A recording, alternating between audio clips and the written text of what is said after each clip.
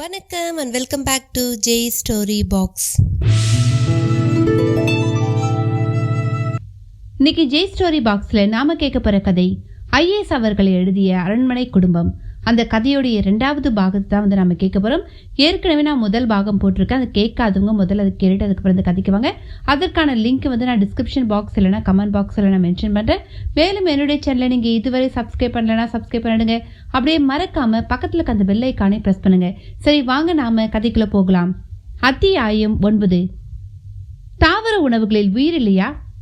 அவற்றை உண்ணுவது மட்டும் பாவமாகாதா என்கிற கேள்விக்கு கணபாடிகள் தான் அறிந்த பதிலை கூறத் தொடங்கினார். தாவரங்களுக்கு உயிர் நிச்சயம் உண்டு. ஆனால் அவற்றுக்கு வலியுணர்ச்சியோ பலவிதமான பருவங்களோ இல்லை. ஒரு காயோ கனியோ முழு வளர்ச்சி கண்ட நிலையில் மரத்தையும் செடியையும் விட்டு விழுந்து மண்ணில் கிடந்து அழுகியோ இல்லை காய்ந்தோ மண்ணோடு மண்ணாகவே போகும். அப்படி அவை மண்ணாவதற்கு அது மனித உயிரின் ஆற்றலுக்கு பயன்படுவது என்பது ஒரு நல்ல மாற்றமாகும். அதனாலேயே தாவரங்களை உண்ணும் முன் நன்றி உணர்வோடு உணவை வழங்கிவிட்டு உண்பது என்னும் வழிமுறை உருவாக்கப்பட்டது. விருட்சமாகிய மரங்களை கூட நம்முடைய பலவிதமான தேவை கருதி வெட்ட முற்படும் பொழுது அவற்றை உரிய முறையில் மஞ்சள் குங்குமம் இட்டு வணங்கிய பிறகே வெட்டும் ஒரு நயந்த முறையும் உருவாக்கப்பட்டது. விருட்சங்களாகிய மரங்களுக்கென்றே விருட்ச சாஸ்திரம் என்கிற நூலை இயற்றவும் பட்டது. ஜீவ வாயுக்களை அதிக வெளிப்படுத்தும் அரச மரம் போன்றவை வணங்கப்பட்டன. உணவு தானியங்களையும் கோள்களின் தொடர்புடையதாக உணர்ந்து அவற்றை தானமளிக்கு மேலான பண்பாடும் தோன்றியது. தானியங்களை பெருமைப்படுத்தும் பொருட்டு தானியலட்சுமி என்று அஷ்டலட்சுமிகளில் ஒரு லட்சுமி கருதப்பட்டாள். உணவுக்கு துணை செய்யும் நீரும் நெருப்பையும் கூட தேவதா ரூபமாக கருதி அவற்றை வணங்கி போற்றும் பழக்கம் கற்பிக்கப்பட்டது. குளத்திலோ ஆற்றிலோ இறங்கும் முன் அதை முதலில் கால்களால் தீண்டக்கூடாது, கைகளால் தீண்டி தலையில் தெளித்து கொண்ட பிறகே அதில் இறங்க வேண்டும் என்றும் கூறப்பட்டது. நெருப்பை கூட ஊதி அணைக்கக்கூடாது, எச்சில் படும் வாய்ப்புண்டு, அது அதனை சிறுமைப்படுத்துவதாகும். இப்படி பார்த்து பார்த்து வழிமுறைகள் தோற்றுவிக்கப்பட்டன. அடுத்து எந்த தாவரமும் முற்றாக அழிந்து போய் விடுவதில்லை. அதன் முழுமையான வாழ்வை வாழ்ந்தே நமக்கு உணவாகின்றன. இது ஏனைய விலங்குகளுக்கோ பறவைகளுக்கோ நீர்வாழ் உயிரினங்களுக்கோ பொருந்துவதில்லை. வேட்டையாடி இவற்றை கொன்று விடுவதன் மூலம் அது முழுமையாக வாழ வேண்டிய வாழ்வை நாம் தடுத்து விடுகிறோம். அவற்றை வலிக்கிவிட்டே கொள்கிறோம். இந்த வலி வேதனை தான் பாவமாக மாறுகிறது. யார் காரணமோ அவரை சேருகிறது என்று கணபாடிகள் சொன்ன கருத்துக்குள் மேற்கொண்டு நிறைய கேள்விகள் கேட்க இடமிருந்தது. ஆனால் அசோகமித்திரன் அதற்கு மேல் அம்மட்டில் வாதம் புரிய விரும்பவில்லை. திரும்ப சர்ப்பங்களாகிய பாம்புகளிடமே திரும்பினார்.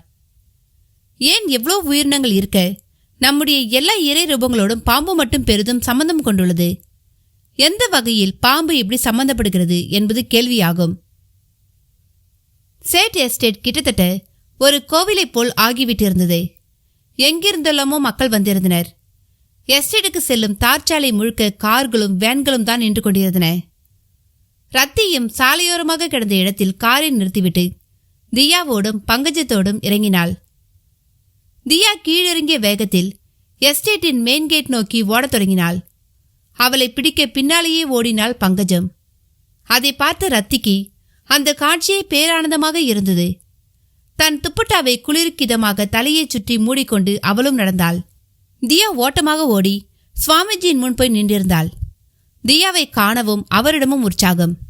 அரே பேபி, ஆ வாவ் என்று தியாவை 2 கரம் நீட்டி அழைத்திட தியாவும் சுவாமிஜியின் மடிமேல் போய் மிக சௌகரியமாக அமர்ந்து கொண்டாள். அருகில் ஏராளமான செவ்வாழை பழங்கள் இருந்தன. அதில் ஒன்றை எடுத்து நெற்றி மேல் வைத்து பிரார்த்தித்துவிட்டு தியா வசம் தந்து சாப்பிடவும் சொன்னார். அதற்குள் பங்கஜமும் ரத்தியும் அவர் முன்னால் வந்துவிட்டிருந்தனர். அவர்கள் பார்க்க தியா அழகாக வாழைப்பழத்தோலை உரித்து சாப்பிடலானாள். சுவாமிஜி ரத்தியை மேறிட்டார். மடிமேல் குழந்தை இருக்க அவர் ஹிந்தியில் ரத்தியுடன் பேசத் தொடங்கினார். குழந்தை இப்ப எப்படி இருக்கா? நல்லா இருக்கா சுவாமிஜி. இவ்வளோ சீக்கிரம் இவ குணமாவான்னு நாங்க நினைக்கல. ரொம்ப சந்தோஷம். ஆனா நீ இதை பார்த்து பெருசா சந்தோஷப்பட்டுடாத. அவர் சொல்வதில் ஒரு சின்ன மர்மத்தை ரத்தியால் உணர முடிந்தது. சுவாமிஜி, என்ன சொல்றீங்க? இவ பூரணமா குணமாகலையா? அதை தான் இப்படி சொல்றீங்களா?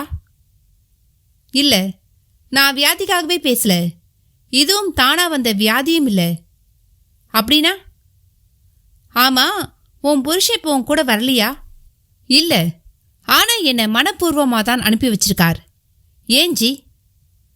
ரத்தி கேட்க பூபால்தாஸ் சுவாமிஜியின் முகத்தில் ஒருவித சிந்தனை.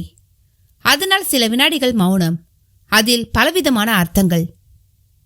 சுவாமிஜி, யோசிக்கிறத பார்த்தா எனக்கு கொஞ்சம் பயமா இருக்கு.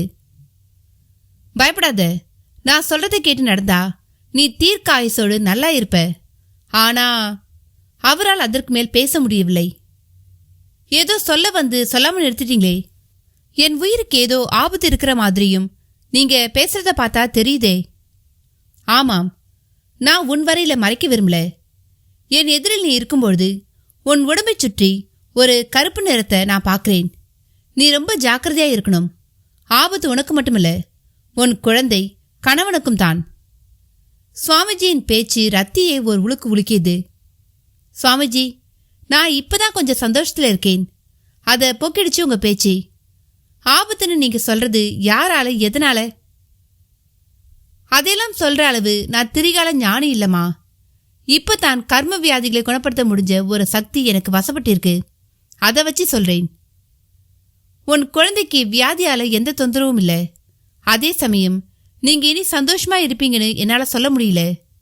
இப்பொழுதைக்கு என்னால் இவ்வளவுதான் சொல்ல முடியும். உன் வரையில யமன் என் கண்ணுக்கு ரொம்ப பக்கமா தெரிகிறான். நீயோ உன் குழந்தையோ தனியா மட்டும் எங்கேயும் போகாதீங்க. நீங்க 3 பேரும் எப்பவும் சேர்ந்தே இருங்க. இப்பொழுதைக்கு அவ்வளவுதான் என்னால சொல்ல முடியும். இப்ப கூட சொல்றேன், நீ கொஞ்சம் காத்திரு. தனியா நீ மட்டும் போகாத. சுவாமிஜி, இப்படி சொன்னா எப்படி? எனக்கு ஏதாவது ஆனா கூட பரவாயில்ல ஜி. என் கணவரும் குழந்தையும் நல்லா இருக்கணும். அவங்களுக்கு எதுவும் ஆயிடக்கூடாது. அது உன் கையில தான் இருக்கு. எதிரிகள் எங்கேயோ இல்ல, உன்னை சுத்தி உன் வீட்டுக்குள்ள இருக்கிற மாதிரி தான் நான் யூகிக்கிறேன். நீ, உன் குழந்தை, உன் கணவர், நீங்க 3 பேரும் நல்லா இருக்கணும்னா நீங்க மட்டும் தனியா இருக்கணும். அப்போ கூட ஆபத்து நீங்கிடும்னு சொல்ல மாட்டேன். இதுதான் இப்போ உன் விதி. இது மாற வழி இல்லையா? ஆபத்துன்னு சொல்ல தெரிஞ்ச உங்களுக்கு அதை தடுத்து நிறுத்தி வழிகாட்ட முடியாதா? அதுக்கு ஒரே ஒரு வழிதான் இருக்கு. நான் ஒரு மாலை தரேன். அதை உன் புருஷன் தன் கழுத்துல போட்டுக்கணும். எப்பவும் கழுத்தை விட்டு அது வெளியேறக்கூடாது. அதை உன்னால செய்ய முடிஞ்சா ஒருவேளை நீங்க ஆபத்திலிருந்து தப்பிக்கலாம். இல்லனா பூபால்தாஸ் ஜி அப்படி நடக்காமல் போக கூட வாய்ப்பு இருப்பது போலத்தான். இல்லனா என்று இழுத்தார். சுவாமிஜி, நீங்க கொடுங்க, நான் அதுக்கு பொறுப்பு. அவர் கழுத்துல அதை நான் போட்டு விடுறேன். எனக்கு அவர் நல்லா இருந்தா போதும். படபடப்பாக பேசிய ரத்தியை ஆழமாக ஊடுருவிய சுவாமிஜி தன் கழுத்தில் அணிந்திருந்த மாலைகளில் ஒரு கருங்காலி மரத்துண்டை மணிகளாக்கி செய்திருந்த மாலை ஒன்றை கழட்டி அவள் முன் நீட்டினார். இத காசியில் இருக்கும் என்னோட குருவான விஸ்வநாத அகோரா பைரவர் எனக்கு கொடுத்தார். இதன் முன்னால் மரணமும் யமனும் ஒரு விளையாட்டு பொருள் மாதிரி தான். இதை நான் உனக்கு தரேன். எனக்கு இனி தேவையில்லை. பெருசா வாழற விருப்பமும் எனக்கு இல்ல. என் வரையில எல்லா நாட்களும் இன்னொரு நாள் தான். நாளுக்குள்ள பெருசா எந்த வெளிச்சமும் இல்ல, இருட்டும் இல்ல. நான் சமநிலை அடைஞ்ச ஒரு துறவி. என் வரையில இந்த பூமியில நான் அனுபவிக்கவோ உணரவோ எதுவும் இல்ல. விதிதான் உன்னை என் முன்னால கொண்டு வந்து நிறுத்தியிருக்கு. நான் உனக்கு கடன்பட்டிருக்கேன். இந்த மாலை மூலமா அதை அடைக்கிறேன். உன் வரையில சொல்ல வேண்டியதையும் சொல்லிட்டேன். நீ போய் காத்திரு. தனியா போகாத. உன் புருஷனை வர சொல்லி அவன் கூட போ. அவ்வளவுதான் இப்ப நான் உனக்கு சொல்வேன் என்று ஹிந்தியில் அவர் பேசியது அருகில் நின்று கொண்டிருந்த பங்கஜத்துக்கு புரியவே இல்லை. குழந்தையும் பழத்தை சாப்பிட்டு முடித்தவளாக அவர் கழுத்து மணி மாலைகளை பிடித்து அதை திருகி விளையாடிபடியே இருந்தாள். ரத்தியோ கலங்கி போய் விட்டிருந்தாள். அந்த கருங்காலி மணி மாலையை பத்திரமாக தன் துப்பட்டாவின் முனையில் முடிந்து கொண்டவள் குழந்தையை வாங்கி கொண்டு மற்றவர்களுக்கு இடமிட்டு அவரை விட்டு விலகி மரத்தடிக்கு வந்தாள். பெரிய வாதாமரம், கீழே அதன் பழுப்பு இலைகள், உதிர்ந்து கிடக்கும் வாதாமர கனிகள். பங்கஜம் ரத்தியின் கலங்கிய முகத்தை வைத்து ஏதோ விபரீதம் என்பதை புரிந்து கொண்டாள். அம்மா, ஏமா ஒரு மாதிரி இருக்கீங்க என்று ஆரம்பித்தாள். அதற்கு பதில் சொல்லாமல் ரத்தி சற்று விலகிச் சென்று கணேசனுக்கு போன் செய்ய தொடங்கினாள். ஜி, கொஞ்சம் சேட் எஸ்டேட்டுக்கு வரீங்களா? எதுக்கு ரத்தி? வாங்களே, எனக்கு கொஞ்சம் உடம்பு சரியில்லை. கார் ஓட்ட பயமா இருக்கு. இது என்ன புதுசா? அதான் ஒரு மகா பெரிய டாக்டர் அங்க இருக்காரே, அவரை பார்த்துட்டு தானே. பார்த்துட்டேன். ப்ளீஸ் நீங்கள் கொஞ்சம் வாங்களேன். வானா எப்படி வர? கார் தான் வாங்கிட்டே இருக்கே. ப்ளீஸ் ஒரு ஆட்டோ பிடிச்சி வர முடியுமா? வாட்? நான் ஆட்டோ பிடிச்சி வரணுமா? ரத்தி, உனக்கு என்ன ஆச்சு? நான் எந்த காலத்தில் ஆட்டோவில் எல்லாம் ஏறியிருக்கேன்? இல்லைண்ணா, உங்கள் நண்பர் சந்தோஷை வர சொல்லி அவரோட காரில் வாங்களே. ஸ்டூபிட் மாதிரி பேசாத. போக தெரிஞ்ச உனக்கு வர தெரியாதா? இல்லை, நான் காரணமாக தான் சொல்கிறேன். நம்ம 3 பேருக்குமே இப்போ நேரம் சரியில்லை ஜி அப்படின்னு அந்த சாமியார் உன்கிட்ட சொன்னாரா? ஜி, நான் எல்லாத்தையும் விவரமாக அங்கே வந்து சொல்கிறேன். கொஞ்சம் வந்து கூட்டிகிட்டு போங்க ஜி. இதோப்பா ரத்தி, நான் நினச்ச மாதிரி தான் எல்லாமே நடக்கு. அந்த சாமியார் கெட்ட நேரம் அது இதுன்னு சொல்லி பயத்தை உருவாக்கிட்டார் போல. அப்பத்தானே நான் பூஜை பண்ணுறேன், இந்த யாகம் பண்ணுறேன்னு சொல்லி பணத்தை கறக்க முடியும்? ஐயோ, அவர் அப்படிப்பட்டவர் இல்லை. அவர் நம்மளை காப்பாற்ற நினைக்கிறவர். அவ்வளோ ஏன், நம்ம தியாவை அவர் முழுமையாக குணப்படுத்திட்டார். அவரை தயவு செய்து சந்தேகப்படாதீங்க. தியாவை காப்பாத்திட்டாரா? அவ இப்போ பிரிஸ்கா இருக்கிறத வச்சு சொல்றியா? நான் ஸ்கேனை பார்த்துட்டு டாக்டர் வெங்கட்ராவ் சொன்னா மட்டும்தான் நம்புவேன். இப்போ சம்திங் அவர் ஏதோ மேஜிக் பண்ணியிருக்கார். அது அவரை பார்த்து நம்ம வாயை பிளக்கிறதுக்காக கூட இருக்கலாம். சின்ன மீனை போட்டு பெரிய மீனை பிடிப்பாங்களே, அப்படித்தான் நான் தியா விஷயத்தை நினைக்கிறேன். இல்லை ஜி, நீங்க நம்ம கெட்ட நேரம் புரியாம ஏதோ பேசுறீங்க. நம்ம 3 பேர் உயிருக்குமே ஆபத்து இருக்கு. ஆபத்தா? யாரால? ஆபத்துன்னு சொல்ல தெரிஞ்ச அவருக்கு யாரால எதனாலன்னு சொல்ல முடியலையா? கூடவே இருக்கிறவங்களால மட்டும் சொன்னார். யாருன்னு விவரமா சொல்லல. கூடவே இருக்கிறவங்களா? என் அப்பா அம்மாவா சொல்றாரா? அது அது கமான், அவங்க தானே கூட இருக்கிறவங்க. ஜி, எல்லாத்தையும் என்னால் ஃபோனில் பேச முடியாது ஜி. ப்ளீஸ் ஜி, நீ தனியாக போகாத. உன் புருஷனை வர சொல்லி சேர்ந்து போன்னு சொல்லியிருக்கார். அப்படி சொன்னா நிச்சயம் அர்த்தம் இருக்கும் ஜி. நோ, இந்த பூச்சாண்டிக்கெல்லாம் நான் பயப்பட மாட்டேன். நான் உனக்கு இப்போ சொல்கிறேன், அந்த ஆள் சொன்னதெல்லாம் தூக்கி தூர போடு. நீ போய் அவரை பார்த்ததே தப்பு. அவர் என்ன அவர்? அவன். ஆமாம், அவனை பார்க்க போனதே தப்பு. பார்த்தவரை போதும். கிளம்பி வா. எந்த ஆபத்து எங்க இருந்து எப்படி வருதுன்னு நானும் பார்க்குறேன். ஜி, வாய முடு. நீ இப்போ தைரியமா கிளம்பி வர. வந்தாத்தான் என் மனைவி. இல்லனா நீ ஒரு கோழை முட்டாள். கணேசன் கடுமையாக சொன்னதோடு போனை கட் செய்து கொண்டான். ரத்தி அந்த குளிரிலும் வியர்த்திருந்தாள். சற்று தொலைவில் இதை பார்த்தபடி இருந்த பங்கஜத்தின் முகத்திலும் வரி வரியாக சலன ரேகைகள். எந்த கவலையுமின்றி வாதா கொட்டைகளை மரத்தடியில் பொறுக்கி எடுத்து விளையாடி கொண்டிருந்தாள் தியா. ரத்தியும் வேறு வழியின்றி ஒரு முடிவுக்கு வந்தாள். காரை நோக்கி நடந்து அதை ஸ்டார்ட் செய்தாள். வழக்கம் போல் தியா முன்புறம் ஏறிக்கொள்ள பங்கஜம் பின்னால் ஏறிக்கொண்டாள். காரும் வளைந்து திரும்பி புறப்பட்டது. ஓரிடத்தில் மார்ட்டினும் லாரியோடு காத்து கொண்டிருந்தான். கார் கடக்கவும் தன் லாரியை கிளப்பி வேகம் எடுத்தான். அசுர வேகம். அத்தியாயம் 10. அசோகமித்திரன் நாகங்கள் எல்லா இந்து தெய்வங்களோடும் சம்பந்தம் கொண்டுள்ளதை குறிப்பிட்டு எழுப்பிய கேள்வி முன் கணபாடிகள் சற்று மௌனம் காத்தார். அது அசோகமித்திரனை வேறு மாதிரி என்ன செய்தது? என்ன சாமி, என் கேள்வி உங்களுக்கு ரொம்ப தர்மசங்கடமா இருக்கா என்று திருப்பி கேட்டார். அதெல்லாம் இல்லை, இது ரொம்ப நல்ல கேள்வி. அதே சமயம் இதற்கு பதில் சொல்லணும்னா புராண அறிவு, சரித்திர அறிவு, இதோட படுத்த ஞானம் ரொம்ப முக்கியம். எனக்கு அறிவுண்டு, ஆனா நான் ஞானியானு எனக்கு தெரியல. அதான் எப்படி சொன்னா உங்களுக்கு புரியும்னு யோசிக்கிறேன் என்றார். எனக்கு உண்மைதான் கணக்கு. அதை நீங்க எப்படி சொன்னாலும் என்னால் புரிந்து கொள்ள முடியும் என்று பதிலுக்கு சொன்னார் அசோகமித்திரன். அப்ப சரி, நான் எனக்கு தெரிஞ்சதையும் நான் புரிஞ்சுக்கிட்டதையும் சொல்றேன், கேட்டுக்கோங்க. உயிரோட சூட்சும வடிவம் காற்று. இது கண்களுக்கு புலனாகாது. புலனாகணும்னா புலனாகிற ஒரு வஸ்து வேணும். அதோ மரம், அது காத்துல ஆடுது பாருங்க. அதை வச்சு காற்றை நாம் உணரலாம். அவ்வளோ ஏன், இழுத்து நாம் மூச்சு விடுறோமே, அது காத்து தானே. எதுக்கு வெளியே பார்க்கணும்? இந்த காற்று கண்களுக்கு புலனாகாதது. அதே சமயம் கண்களுக்கு புலனாகிற முதல் உயிர் வடிவமே பாம்பு வடிவம்தான். எல்லா உயிரினத்தோட கருமுட்டைகளையும் கூர்ந்து பார்த்தால் ஒரு புழு வடிவத்துல அது நெளிவதை பார்க்கலாம். இந்த புழு வடிவம்தான் அதன் மூலம். முடிவான வடிவத்தை அது வளர்ந்த நிலையில மனுஷன், மாடு, சிங்கம், புலின்னு பார்க்கிறோம். இதுல பாம்பு இனமும் ஒன்று. கணபாடிகளின் விளக்கத்தில் அசோகமித்திரனுக்கு இதுவரையில் எந்த கேள்விகளும் எழவில்லை. ஏனென்றால் இதுதான் அவரும் அறிந்து வைத்திருக்கும் உண்மை.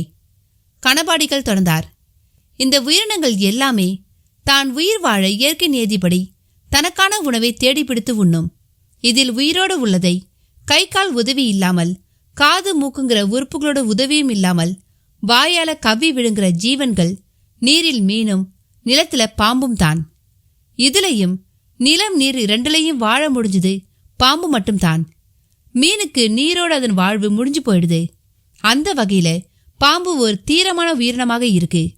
இதோட இனம் சார்ந்த ஒரு மலைப்பாம்பு ஒரு யானையை கூட விழுங்கி ஜீரணம் பண்ணிடும்.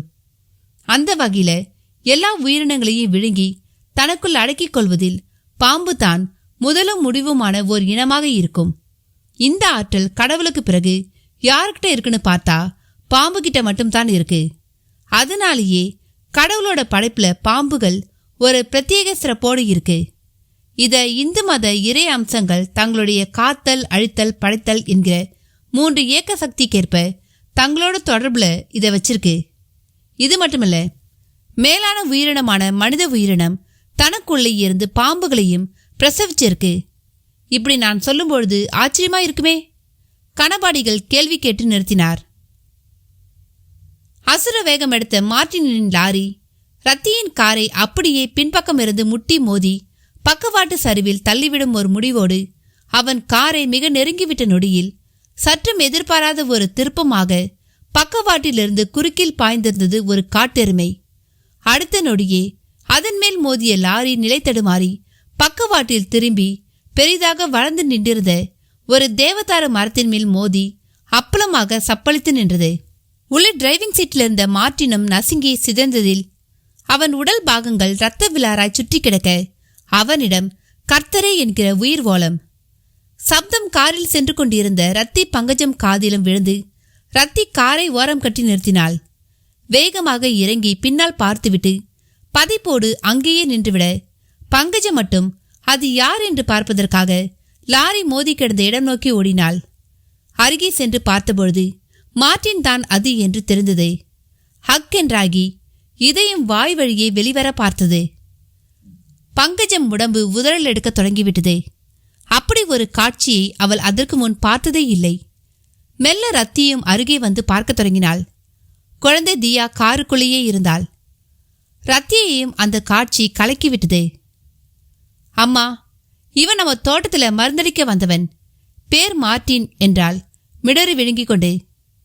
பாப்ரே என்று காதை புத்தி லேசாக கலங்கினாள் ரத்தி. முக்கியமான தருணங்களில் அவளது தாய்மொழியான இந்தி மொழி எட்டி பார்ப்பது வழக்கமான ஒன்றுதான். அதற்குள் அடுத்தடுத்த ஆட்டோ கார்களில் வந்தவர்கள் லாரி மோதி நிற்பதையும் மார்டின் சப்பளித்து கிடப்பதையும் பார்த்து தங்களுக்குள் முணுமுணுக்க தொடங்கினார்கள். குறுக்கே வந்த காட்டெருமை பின்னந்தொடையில் அடி வாங்கி அதோடு அப்படியே எஸ்டேட்டின் காஃபி தோட்டத்துக்குள் ஓடிவிட்டிருந்தது. அம்மா, வாங்கம்மா, போயிடலாம். போலீஸ் வந்தா சாட்சி அது இதுன்னு நம்மளதாம்மா இழுத்தடிப்பாங்க. நம்ம தோட்டத்துல வேலை செஞ்சவனு சொல்ற, நாமளே போலீஸ்க்கு சொல்றதானே சரி. இல்லம்மா, நீங்க வாங்க, எனக்கு ஏதோ தப்பாப்படுது. பங்கஜம் ரத்தியின் கையை பிடித்து இழுத்து செல்ல தொடங்கினாள். ரத்தியின் பார்வையும் சிதைந்து கிடக்கும் மார்டின் மேல்தான் இருந்தது. உயிர் இருக்க வாய்ப்பே இல்லை. காரில் ஏறிக்கொண்டு திரும்பும் பொழுது பங்கஜம் மெல்ல ஆரம்பித்தாள். அம்மா, செத்துட்ட இவன் அவ்வளோ நல்லவல்லம்மா. என் வீட்டுக்காரர் இங்கு வேலையில் இருக்கும் பொழுதே சின்னவரோட மாமா இவனை இங்கு அனுப்பி வச்சாரு. என் வீட்டுக்காரர் கூட நான் இருக்கும் பொழுது எதுக்குன்னு கேட்டாரு. நீ உன் வேலையை பாரு, இவன் மருந்தடிப்பான். எஸ்டேட்டுக்குள்ள காட்டுப்பணிங்க வந்தா நல்லா வேட்டையாடுவான்னு சொன்னார். வந்ததுல இருந்தே இவனும் சரியில்லை. தேவையில்லாம பங்களாவுக்குள்ள வந்து ரூமா போய் பார்த்தான்.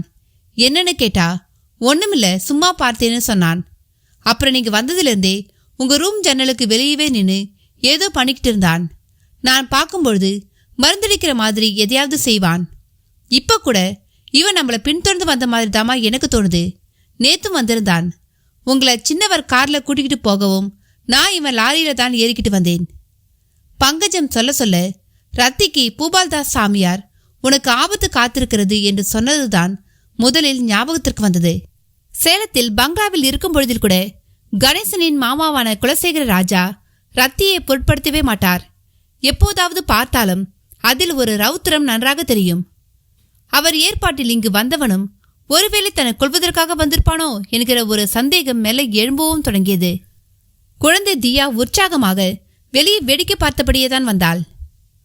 அம்மா, பாப்பா இப்ப நல்லாயிட்டா. ஆனா நீங்களும் சின்னவர்தாம்மா, ஏதோ சிக்கல் இருக்கிற மாதிரி தெரியுது. எதுவாய் இருந்தாலும் ஜாக்கிரதையா இருங்கம்மா என்று பங்கஜம் தொடர்ந்து பேசினாள். அவள் அப்படி சொன்னபொழுது ரத்தியின் கண்களிலிருந்து கண்ணீர் துளிகள் உருண்டு விழுந்தன. அதை துடைத்தபடியே காரினை ஓட்டினாள் ரத்தி. ஐயோ அம்மா, நான் தப்பா ஏதாவது சொல்லியிருந்தா என்னை மன்னிச்சிடுங்கம்மா என்றாள் பங்கஜம் மிக வேகமாய். இல்ல பங்கஜம், நீ தப்பாலாம் எதையும் சொல்லல. என்னவோ தெரியல, என் வாழ்க்கையில நான் எப்பவும் முழு சந்தோஷத்துல இருந்துடக்கூடாதுன்னே இருக்கும் போல. ஏதாவது ஒண்ணுனா எனக்கு ஆறுதல் சொல்லக்கூட யாரும் இல்லை என்று திரும்பவும் கண்ணீரை உதிர்த்தாள் ரத்தி. அழாதீங்கம்மா, நான் இருக்கேம்மா, உங்களுக்கு எதுனாலும் நான் இருக்கேம்மா என்றாள் மிக வேகமாக. அதற்குள் பங்களா வந்துவிட அழகாக போர்டிகோவில் காரை ஏற்றி நிறுத்தினாள் ரத்தி. மெல்ல தியாவோடு உள் நுழைந்தாள். கணேசன் ஹால் நடுவே கழுத்துக்கு மப்ளரை சுற்றி கொண்டு லேப்டாப் ஸ்கிரீன் மேல் கவனமாக இருந்தான். ரத்தி வரவும் அப்படியே நிமிர்ந்து பார்த்து ஒரு தினசாக சிரித்தான். அந்த சிரிப்பே ஏதோ ஆபத்துன்னு பயந்தியே, இப்ப எப்படி உன்னால வர முடிஞ்சது என்று கேட்பது போல் இருந்தது. ரத்தி கார் சாவியை அவன் எதிரில் லேப்டாப் அருகில் வைத்தாள். தியா அழகாக கணேசன் அருகில் வந்து அமர்ந்து கொண்டு, டாடி, எனக்கு Tom and Jerry cartoon show பார்க்கணும் என்றாள் அவனை உரசிக்கொண்டே. உடனேயே அந்த கார்ட்டூன் ஷோவுக்கு இணைப்பு கொடுத்து அதை உருவாக்கி கொண்டே தியா பக்கம் திருப்பினான். தேங்க்யூ டாடி என்றாள் தியா. அவள் கன்னத்தை செல்லமாக கிள்ளியவனாக டேக் தியா என்று லேப்டாப்பை அவள் பக்கம் திருப்பினான். பின் ரத்தியிடம் ஊன்றினான். அவள் கண்களில் கலக்கம். அவள் அழுதிருப்பதை கண்ணக்கதுப்புகள் காட்டித் தந்தன. ரத்தி, இப்ப நீ அழுதியா? உன்னதான் கேட்கிறேன், அழுதியா? அதெல்லாம் இல்ல. அப்புறம் ஒரு முக்கியமான விஷயம். வர வழியில ஒரு பெரிய ஆக்சிடென்ட். யாருக்கு? இங்க நம்ம பங்களாவில் வேலை பார்த்துக்கிட்டு இருந்த யாரோ மார்ட்டினாமே. மார்ட்டினா? நாச்சிமுத்து தானே இங்க வேலைக்காரன்? இல்லை, இவனும் தான். உங்க மாமா குலசேகரன் தான் அனுப்பி வச்சிருக்கார். உனக்கு இதை யார் சொன்னது? பங்கஜம் தான் சொன்னா. இப்ப அந்த மார்ட்டின் உயிரோட இல்ல. வாட்? கணேசன் அமர்ந்த நிலையிலிருந்து எழுந்து கொண்டான். அவளும் வழியில் நடந்ததையும் பார்த்ததையும் அப்படியே சொல்லி முடித்தாள். அடுத்த நொடி, ஏ நாச்சிமுத்து என்று அலறினான். நாச்சிமுத்துவும் ஓடி வந்து நின்றான். யார் அது மார்ட்டின்? எனக்கு தெரியாம? ஐயா, இங்க இருந்தாங்களே, உங்களுக்கு தெரியாதுங்களா? நான் உன்னை கேட்டா நீ என்ன கேட்குறியா? நான் உங்களுக்கு தெரியும்னு நினைச்சிட்டு இருக்கேன்யா. உங்க மாமா தான் இங்க அவனை அனுப்பி வச்சாரு. யாரும் இல்லாத பங்களாவுக்கு நீங்க 2 பேரே அதிகம். அவன் எதுக்கு கூடுதலா? எனக்கு தெரியாதுங்கய்யா. அவன் கூட இப்ப ஆக்சிடென்ட் ஆகி செத்துட்டுதா இப்பதான் பங்கஜம் சொன்னா. அவன் எதுக்கு லாரியை எடுத்துக்கிட்டு சேட்டு எஸ்டேட் பக்கம் போனான்? அங்க இருந்து கொண்டு வர என்ன இருக்கு? தெரியாதுங்க ஐயா.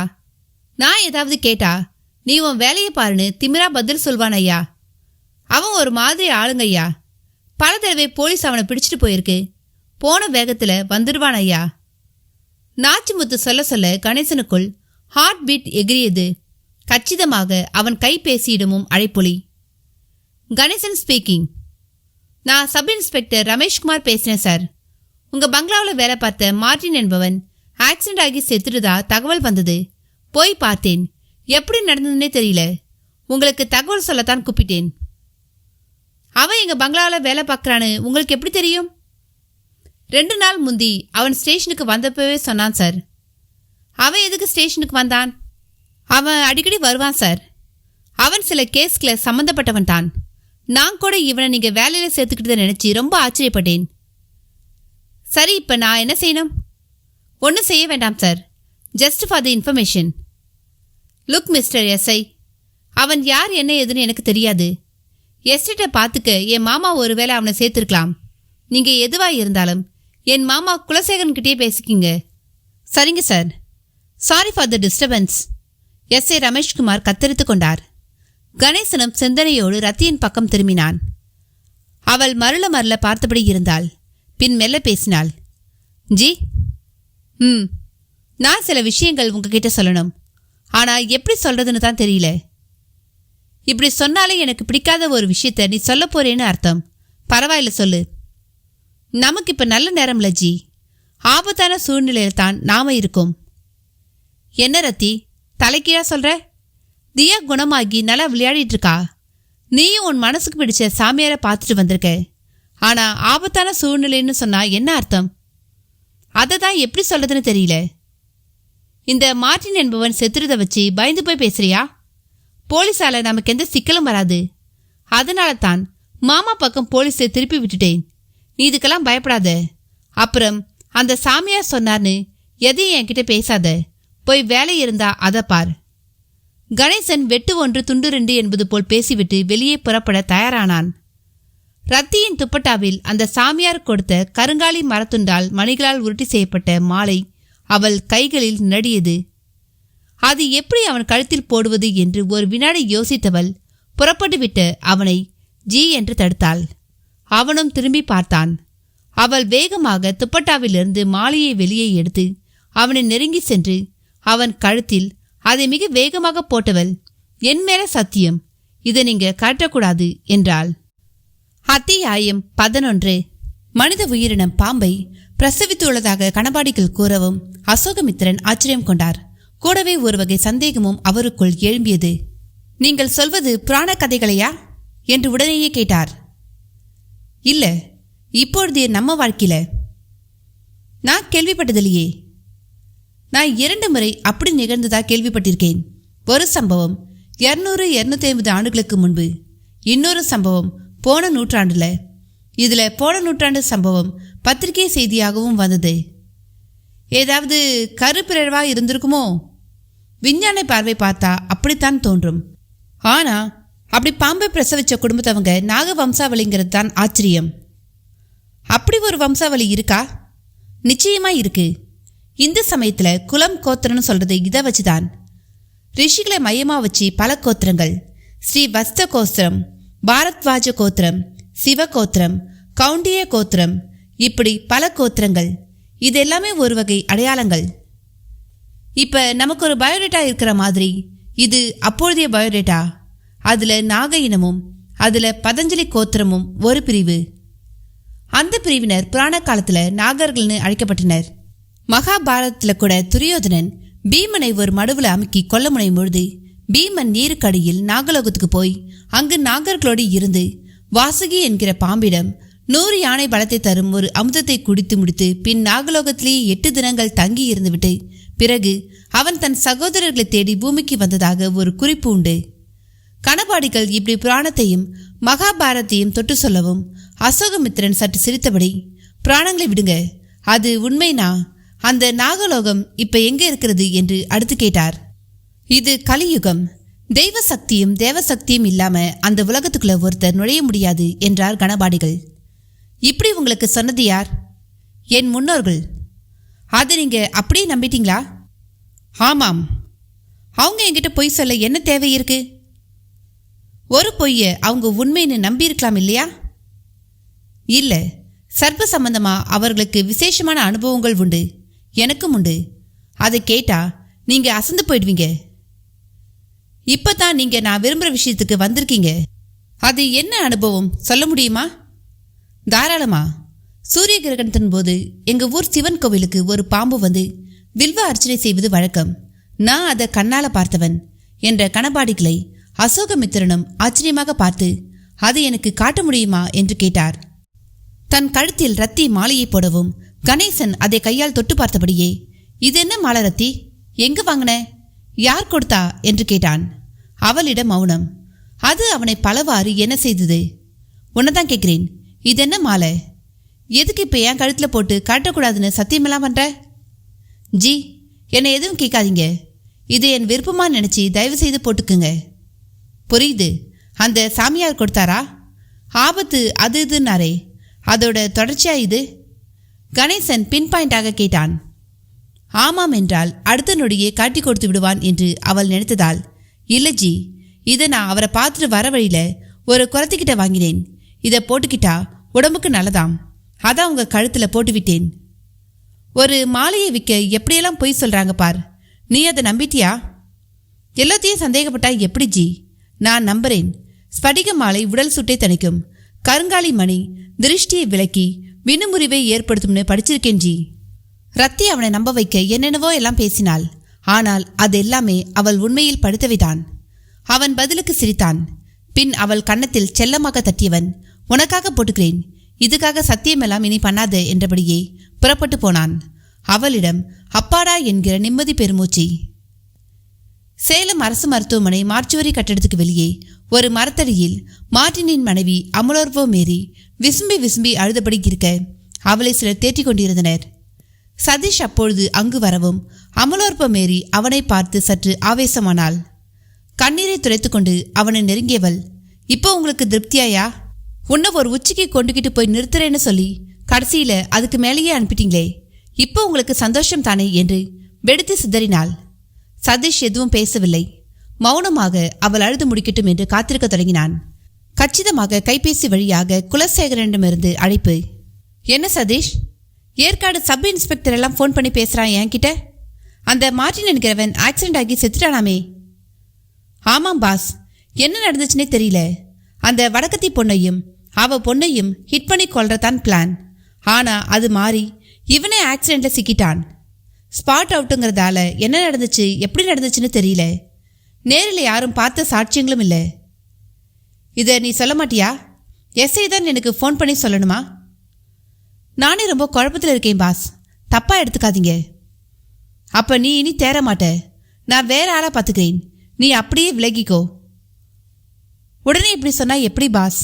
ஆடா மாடா நினைச்ச உடனே கொல்ல மனுஷங்க பாஸ். இதுல கொஞ்சம் கூட சந்தேகமே வரக்கூடாதுன்னு வேற சொல்லிட்டீங்க. அப்ப கொஞ்சம் பொறுமையா தான் பாஸ் இருக்கணும். போலீஸ் எல்லாம் ஃபோன் பண்ணுதே, அவங்க எல்லாம் என் கிட்டேயே வரக்கூடாது. உங்க பங்களா உங்க சிபாரிசு, அதனால யதார்த்தமா பேசியிருப்பாங்க. இது 100% ஆக்சிடென்ட். எப்படி நடந்துச்சுன்னு மட்டும் தான் தெரியல. செத்த மார்ட்டின் பொண்டாட்டி மட்டும் பெருசா ஒப்பாரி வச்சிட்டு இருக்கா. அவளை செட்டில் பண்ணிட்டா எந்த பிரச்சனையும் இல்லை பாஸ். சொல்லாத செய். இனி எந்த போலீஸும் என்கிட்ட பேசக்கூடாது. நீயும் எதுவும் பேசாத. அடுத்து நீ பேசுறதா இருந்தா அவங்க 2 பேரும் செத்து இருக்கணும், ஞாபகம் வச்சுக்கோ. கோபமாக அவர் போனை கட் செய்வதை சதீஷால் உணர முடிந்தது. மனதுக்குள் மார்ட்டின் மேலும் கோபம். அடை பாவி, என்னடா பண்ண? நீயும் போய் சேர்ந்து என்னையே இப்படி சிக்கல்ல மாட்டி விட்டுட்டியே என்று உள்ளுக்குள் புலம்பியவன் மனதுக்குள் அடுத்து எழும்பியவன் அந்த பாம்பு பிடிக்கும் போதிமுத்தி என்பவன் தான். மார்ட்டின் இடத்தில் அவனை வைத்து காரியத்தை முடித்து விடவும் எண்ணியது மனது. மார்ட்டினிடம் எப்பொழுதும் ஒரு பாக்கெட் டைரி இருக்கும். அதில் தான் எல்லா எண்களையும் எழுதி வைத்திருப்பான். அந்த டைரி மார்ச்சுவேரியில் மார்ட்டினிலிருந்து களையப்பட்ட பேண்ட் பாக்கெட்டில் நிச்சயம் இருக்கும் என்று நம்பிய சதீஷ் அடுத்து நேரே போய் நின்றது மார்ச்சுவரி ஸ்வீப்பர் மகாமுனி என்பவனிடம்தான். ரோஸ் நிற 2000 ரூபாய் நோட்டு, இரத்தக்கரை படிந்த மார்ட்டினின் பேண்ட் சட்டை என்று சகலத்தையும் அவனை கொடுக்க வைத்து விட்டது. கொடுக்கும்பொழுது, இது என்னத்துக்கு சார் உனக்கு? நார்மலா யாரும் வாங்க மாட்டாங்க. நாங்க இங்க பர்னிங் யார்ட்ல போட்டு எரிச்சிருவோம். ஒரு சின்ன பாக்கெட் டைரி மட்டும் தான் இருந்துச்சு என்றான். சதீஷ் பதில் சொல்லவில்லை. ஒரு மாதிரி பார்த்து கொண்டே பேண்ட் பாக்கெட்டில் கையை விட்டபொழுது அதில் அவன் சொன்ன அந்த டைரி இருந்தது. ஒதுங்கி மறைவாக நின்று திறந்து பார்த்தபொழுது அதில் போதிமுத்துவின் எண்ணம் இருந்தது. அடுத்த நொடியே கை விரல்களில் ஒரு வெற்றி சொடுக்கு. பூபால்தாஸ் சாமியாரை ரத்தி தியாவுடன் திரும்ப சந்தித்த பொழுது அவர் மிக மௌனமாக ஊன்றி பார்த்தார். தியா அவர் மடியில் அமர்ந்து கொண்டாள். மகாராஜ், எதுக்கு அப்படி பார்க்குறீங்க என்று ஹிந்தியில் அவரிடம் பேச்சு தொடங்கினாள் ரத்தி. உன்னை திரும்ப பார்த்ததுல ஒரு சந்தோஷம். எங்க பார்க்காமலே போய்விடுவேனோ என்று நினைச்சேன் பேட்டி. அவருடைய பதில் ரத்திக்குள் ஒரு சின்ன பகீர் உணர்வை உண்டாக்கிவிட்டது. புரியல மகாராஜ். பார்க்காமலே என்றால் என் புருஷன் பேச்சு கேட்டுக்கிட்டு நான் வராம போய்விடுவேன் என்று நினைச்சிங்களா? சரி வந்துட்டேன், அந்த பேச்சு விடு. ஜாக்கிரதையா இரு. அந்த மாலையை உன் புருஷன் கழுத்துல போட்டுட்டியா? போட்டுட்டேன். ஜாக்கிரதை. அது கழுத்துல இருக்கிற வரைதான் அவன் நல்லபடியாய் இருப்பான். நீயும் ஜாக்கிரதையா இரு. உங்க எச்சரிக்கையை என் புருஷன் மதிக்க மாட்டேங்கிறார் மகாராஜ். உங்களை ஒரு போலி சாமியாரா நீங்க எங்களை பயமுறுத்தி பணம் புடுங்க பார்க்கறதா நினைக்கிறார் அவர். அதனால பொய் சொல்லித்தான் மாலையை அவர் கழுத்துல போட்டிருக்கேன். ரத்தியின் கருத்தை கேட்டு ஓர் அர்த்தபூர்வ சிரிப்பு சிரித்தார் சாமியார். என் பேச்சு உங்களுக்கு கோபத்தை தரலையா? அதையெல்லாம் அடக்கி ஜெயிச்சதால்தான் நான் நீ வணங்குறவனாய் இருக்கேன். கோபப்படவும் உண்மையில எதுவுமில்லை பேட்டி. இது களி. இதுல என்ன போல சன்னியாசிகளும் சில சோதனைகளை சந்திச்சுதான் தீரணும். உன் புருஷனும் என்னை சோதிக்கிறான், அவ்வளோதான். அவர் உங்களை நம்ப நீங்க தான் ஏதாவது செய்யணும். செய்யுங்களேன். நம்பிக்கைங்கிறது தானா வரணும். நான் என்ன வியாபாரியா நம்பிக்கையை உருவாக்கி அதனால லாபமடைய? மகளை குணப்படுத்தின மாதிரி ஏதாவது அற்புதத்தை செய்து காட்டி அவரை மாற்ற முடியாதா? வேண்டாம். என் வரையில என்னை நம்புகிறவன் நம்பாதவன் எல்லோரும் எனக்கு ஒன்றுதான். உன் புருஷன் என்னை நம்பலனா என்ன இப்போ?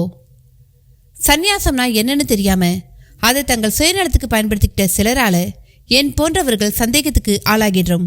போகட்டும், உண்மை எப்பவும் உண்மைதான். அது ஒரு நாள் நிச்சயம் தெரிய வரும். இதையெல்லாம் விடு. நீ ஜாக்கிரதையா இரு பேட்டி. அடிக்கடி ஜாக்கிரதையா இருன்னு சொல்றீங்க. ஆனா அது எப்படி என்றுதான் எனக்கு தெரியல. எனக்கும் தெரியல. உன்னை பார்க்கும் போதெல்லாம் அப்படி சொல்ல தோணுது. உன் விதியை மாற்றி எழுத என் மனசும் துடிக்குது. அப்படின்னா என்னை இப்போ எதுவும் கேட்காத. நான் இப்போ உனக்கும் ஒரு மாலையை தரப்போறேன். குழந்தைக்கும் ஒன்று தரேன். போட்டுக்கோ. எக்காரணம் கொண்டும் காட்டிடாத. அப்படின்னா நாங்கள் ஆபத்துக்கு நடுவில் நெருக்கமாக இருக்கோமா மகராஜ்? ஆமாம், நான் பொய் சொல்ல விரும்பல. நீ நேற்று திரும்பி போகும்பொழுது ஒரு விபத்தை பார்த்துருப்பியே? பார்த்தேன். அது உனக்கு நடந்திருக்க வேண்டியது. ஒரு காட்டு எருமையால மாறி போனது. ஒவ்வொரு தடவையும் இப்படி காப்பாற்ற என்னால் முடியுமான்னு தெரியல பேட்டி. நாங்கள் யாருக்கு என்ன கெடுதல் செஞ்சோம்? ஏன் இப்படி நடக்குது? ரத்தி கண்கள் பணிக்க கேட்டாள். இந்த ஜென்மத்தில் நீ ரொம்ப நல்லவதான். ஆனா போன ஜென்மத்தில் நீ அப்படி இல்லையே. ஓ, இது பூர்வ கர்மாவா? உடனே புரிஞ்சுக்கிட்டியே. கவலைப்படாத. யாரும் பாவம் மட்டும் பண்றதில்ல. ஒரு சில புண்ணியங்களையும் செஞ்சிருக்க நீ. அதனால தான் என் கண்ணிலையும் பட்டிருக்க. மகராஜ், நீங்க பூடகமாகவே பேசுறீங்க. ஆபத்துன்னு சொல்றீங்க. அது எந்த மாதிரின்னு சொல்ல மாட்டேங்கிறீங்க. அவ்வளோ சக்தியெல்லாம் எனக்கு இன்னும் கிடைக்கலாமா? சன்னியாசிகள்ல நான் ஒரு பாஸ் மார்க் மட்டுமே வாங்க முடிஞ்சவனு வச்சுக்கோ. 100க்கு 100 வாங்கின பலர் இருக்காங்க. அவங்களா இருந்தா சொல்லியிருப்பாங்க.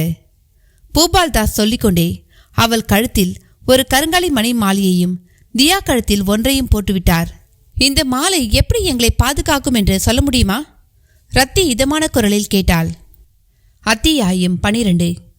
ஒரு பாம்பு கிரகணத்தின் போது சிவாலயத்துக்குள் வந்து அர்ச்சனை செய்வதாக கணபாடிகள் சொல்ல, அதை நான் பார்க்க முடியுமா என்று அசோகமித்திரனும் கேட்டிட கணபாடிகளிடம் ஆழ்ந்த யோசனை. என்ன யோசனை? நீங்க பார்த்த ஒரு நிதர்சனமான விஷயம் தானே அது? ஆமாம், அதுல உங்களுக்கு எந்த சந்தேகமும் வேண்டாம். அப்புறம் என்ன? நீங்க பார்க்கலாம், நான் பார்க்கக்கூடாதா? அப்படி இல்லை. எனக்கே அந்த காட்சி அபூர்வமாக தான் கிடைச்சது. நான் அந்த கோவிலுக்கு பலமுறை போனவன். அங்க பல 100 தடவைக்கு மேல ருத்ரம் சொன்னவன். அந்த அபூர்வ காட்சியை பார்க்கறது ஒரு பெரும் புண்ணியம். அதுக்கு தெய்வ நம்பிக்கை மிக முக்கியம். எனக்கும் தெய்வ நம்பிக்கை உண்டு சாஸ்திரிகளே. மூட நம்பிக்கைகள் தான் கிடையாது. அசோகமித்திரன் அப்படி சொல்லவும் இம்முறை கணபாடிகள் சற்று கேலியாக சிரித்தார். உங்க பேச்சால நான் சில தடவை சிரிச்சா என் பேச்சுக்கு பதிலுக்கு நீங்க சில தடவை சிரிக்கிறீங்க. இப்ப சிரிச்சதுக்கு நான் காரணத்தை தெரிஞ்சுக்கலாமா? இல்ல, ஏதோ மூட நம்பிக்கைன்னு சொன்னீங்களே, அதை நினைச்சுதான் சிரிச்சேன். அதுல சிரிக்க என்ன இருக்கு? நிறைய இருக்கு. முதல்ல மூட நம்பிக்கை என்றே ஒன்று கிடையாது. அது தெரியுமா உங்களுக்கு? நான் இதை ஒப்புக்கொள்ள மாட்டேன். உங்களுக்கு நான் பல மூட நம்பிக்கைகளை காட்டவா? 100 என்ன 1000 கூட காட்டலாம். ஆனா ஆழ்ந்து யோசிச்சாதான் நான் சொன்னது புரியும். நம்பிக்கைங்கிறது தங்க மாதிரி ஒரு விஷயம். அதாவது எது ஒன்றாலும் கருக்காத, எல்லா காலத்திலையும் மதிப்போடு இருக்கிற ஒண்ணுதான் தங்கம். ஒத்துக்கிறீங்களா? ஒத்துக்கிறேன். அதுக்கு, அதாவது தங்கத்துக்கு காலம் கிடையாது. அதுல பழைய தங்கம்னு ஒன்று கிடையாது. அதே போல புதிய தங்கம்னு ஒன்று கிடையாது. நம்பிக்கைங்கிறதும் அப்படித்தான். அதுல நல்ல நம்பிக்கை கெட்ட நம்பிக்கையெல்லாம் கிடையாது. அதே போல நம்பும் விஷயம் நடக்காம போறதும் கிடையாது. கணபாடிகள் ஓர் உளவியல் அறிஞர் போல சொன்ன கருத்து அசோகமித்திரனை மறுபேச்சு பேசாமல் சற்று யோசிக்க வைத்தது. இந்த மாலை எப்படி எங்களை பாதுகாக்கும் என்கிற ரத்தியின் கேள்விக்கு சற்று சிரித்தபடியே தான் பதில் சொன்னார் பூபால்தாஸ் சாமியார். இந்த மாலை ஒரு நேர்மறையான விஷயம் பெட்டி. ஒரு கீ கொடுக்கப்பட்ட கடிகாரம் எப்படி தொடர்ந்து ஒரே வேகத்துல ஓடிக்கிட்டே இருக்கோ அது போல இதுலையும் சில மந்திர ஒலிகள் ஒழிச்சுக்கிட்டே இருக்கு. ஆனா நம்ம காதுக்கு அது கேட்காது.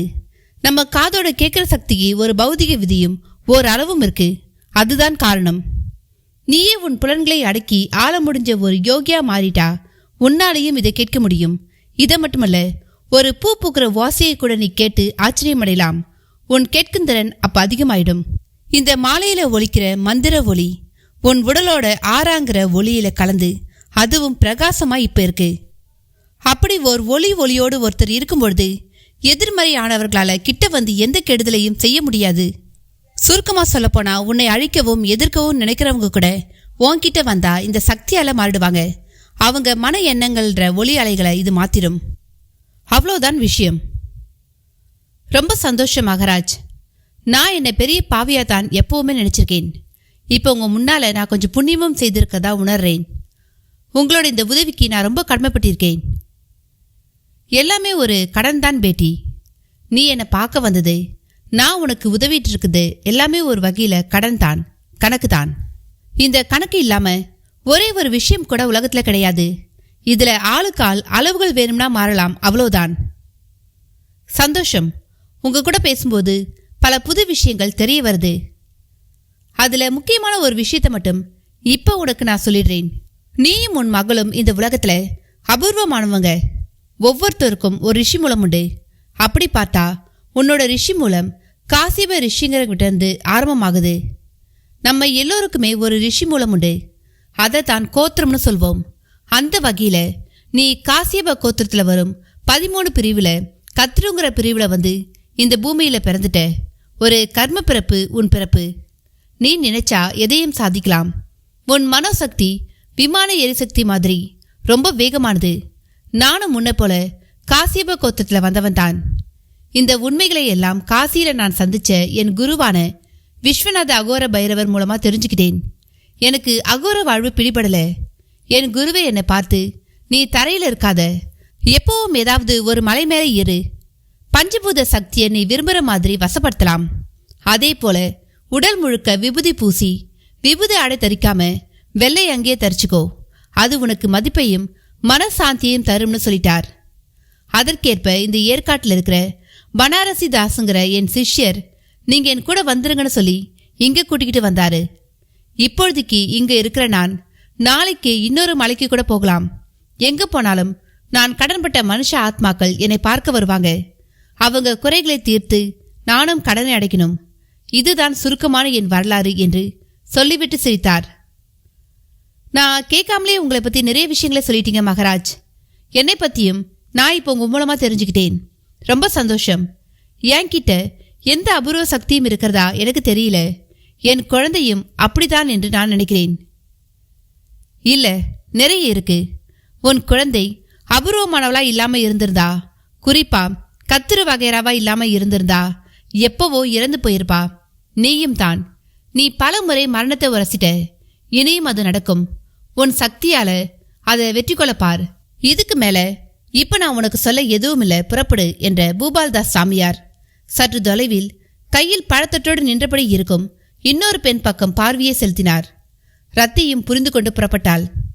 5 லட்சம் ரூபாய் நோட்டுக்கட்டுகளை அமலோற்ப மேரி முன்னால் வைத்த சதீஷ், இது நான் மார்ட்டினுக்காக கொடுக்கிற நஷ்ட ஈடு, வச்சுக்கோ. இவ்வளோ சீக்கிரம் மார்ட்டின் ஆக்சிடென்ட் ஆகி செத்து போவான்னு நான் கொஞ்சம் கூட நினைச்சு பார்க்கல. உன் வரையில நீ உன் புருஷனை இழந்துட்ட. நான் என் வலது கையை இழந்துட்டேன். நீ இதை புரிஞ்சுக்கணும். புரிஞ்சுக்காம ஒப்பாரி தான் வைப்பேனா, நல்லா வச்சுக்கோ. நான் வரேன் என்று நறுக்காக பேசிவிட்டு அவளின் ஆஸ்பெஸ்டாஸ் கூரை வீட்டிலிருந்து வெளியே வந்தவன் அதன் பின் முதல் காரியமாக அந்த பாம்பாட்டி போதிமுத்துக்கு தான் போன் செய்தான். ஹலோ, யாரு? என் பேர் சதீஷ். மார்ட்டினோட ஃப்ரெண்டு நான். எந்த மார்ட்டின்? ஏற்காடு மார்ட்டின். ஓ, அவனா? சரி, என்ன விஷயம்? மார்ட்டின் உன்கிட்ட பாம்பு வேணும்னு கேட்கலையா? ஆமா, கேட்டிருந்தான். கருநாகம்தான் வேணும்னு கேட்டிருந்தான். ரெடியா இருக்கா? ஏன், அவன் இப்ப பேச மாட்டானா? அவன் எப்பவுமே பேச மாட்டான். ஒரு ஆக்சிடென்ட்ல அவன் செத்துட்டான். அட கிறக்குமே, அப்படியா விஷயம்? அதான் போனே வரலையா? ஆமாம், மார்ட்டின் கேட்டது எனக்காகத்தான். பாம்பு ரெடியா இருக்குதானே? ரெடியா இல்லை, இன்னைக்கு வேட்டைக்கு போனாதான் தெரியும். கருநாகம்லாம் ரொம்ப கண்ணப்படாது. மனுஷங்க நடந்து வர அதிர்வை 100 மீட்டருக்கு அப்பாலேயே அது உணர்ந்துடும். அதனால நிதானமா பூ மாதிரி நடந்து தான் தேடணும். ஆமா, அது எதுக்கு உங்களுக்கு? விஷயம் வேணும்னா கேளுங்க, நானே உமிழ்ஞ்சி எடுத்து தாரேன். இது விஷயத்துக்காக இல்லை, வேறு விஷயத்துக்காக. வேறு விஷயத்துக்காகனா நேரில் சொல்கிறேன். உன்னை நான் எங்கே பார்க்கலாம்? இன்னைக்கு நான் அடிவாரத்தில் வழுக்குப்பாறை கவுண்டர் தோட்டத்தில் தான் வேட்டைக்கு போக இருக்கேன். அங்கே அருவிக்கரை பக்கமா ஓங்குத்தாங்கா ஒரு முனியப்பன் கோவிலும் இருக்கு. அங்கே வந்துடுறீங்களா? இப்பவே புறப்பட்டு வரேன், காத்துக்கிட்டு இரு.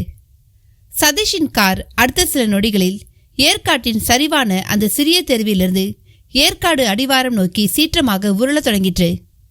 பங்களாவிற்குள் பங்கஜமும் ரத்தியும் தியாவுடன் நுழைந்தபொழுது கணேசன் சில நண்பர்களோடு பேசிக் கொண்டிருந்தான். கோட்டு சூட்டுடன் அவர்களிடமும் இடுக்கு. அவர்கள் ரத்தியை பார்க்கவும் எழுந்து நின்று வணக்கம் என்று சொல்லி மென்மையாக சிரித்தார்கள். அவர்கள் கோட்டின் இடது முன்புறம் அவர்கள் கிளப்பின் அடையாள பில்லை தரித்திருந்தனர். ரத்தி, இவங்க என்னோட கிளப் மெம்பர்ஸ். இவர் பேர் ராயப்பன், பெரிய லித்தோ பிரஸ் வச்சிருக்கார். இவர் பேர் பெரியசாமி, பெரிய மாம்பழ மண்டிக்கும் தோப்புக்கும் சொந்தக்காரர். இவர் பேர் ஜெகதீசன், பெரிய மார்பிள்ஸ் கம்பெனி அதிபர். ரத்திக்கு அவர்களை அறிமுகம் செய்து வைத்தான். பதிலுக்கு ரத்தி அழகாக அவர்களை கைகூப்பி வணங்கினாள். அவர்கள் முன் தியாவும் உற்சாகமாக தெரிந்தாள். கணேசனின் சோஃபா கைப்பிடி மேல் ஏறி ஒயிலாக அமர்ந்து கொண்டாள். பங்கஜம் சமையலறை நோக்கி சென்று அதன் வாசலிலே நின்று கொண்டிருந்தாள். இவங்கெல்லாம் காஃபி சாப்பிட்டாங்களா? இருங்க, போட்டு எடுத்துட்டு வரேன் என்று ரத்தியும் சமையலறை நோக்கி நடந்தாள். Hi baby, what's your name என்று மூவரில் ஒருவர் தியாவை கேட்க அவளும் அழகாக தியா கணேசராஜா என்றாள் மழலையாக. உங்க அப்பா ராஜா தான். வரப்போற எலெக்ஷன்ல நின்று ஜெயிச்சிட்டா இந்த ஊருக்கு மட்டுமல்ல, இந்த நாட்டுக்கே ராஜா தான். மினிஸ்ட்ரியில கேபினட் சீட் உறுதி என்று ஒருவர் தியாவுக்கு சொல்லும் சாக்கில் கணேசனுக்கு சொல்லவும் கணேசன் புன்னகையோடு நெளிந்தான். அப்படியே, நான் ஏதோ தெரியாம பேசிட்டேன், விடமாட்டீங்க போல இருக்கே என்று முணுமுணுத்தான். நிச்சயமா விடமாட்டோம்.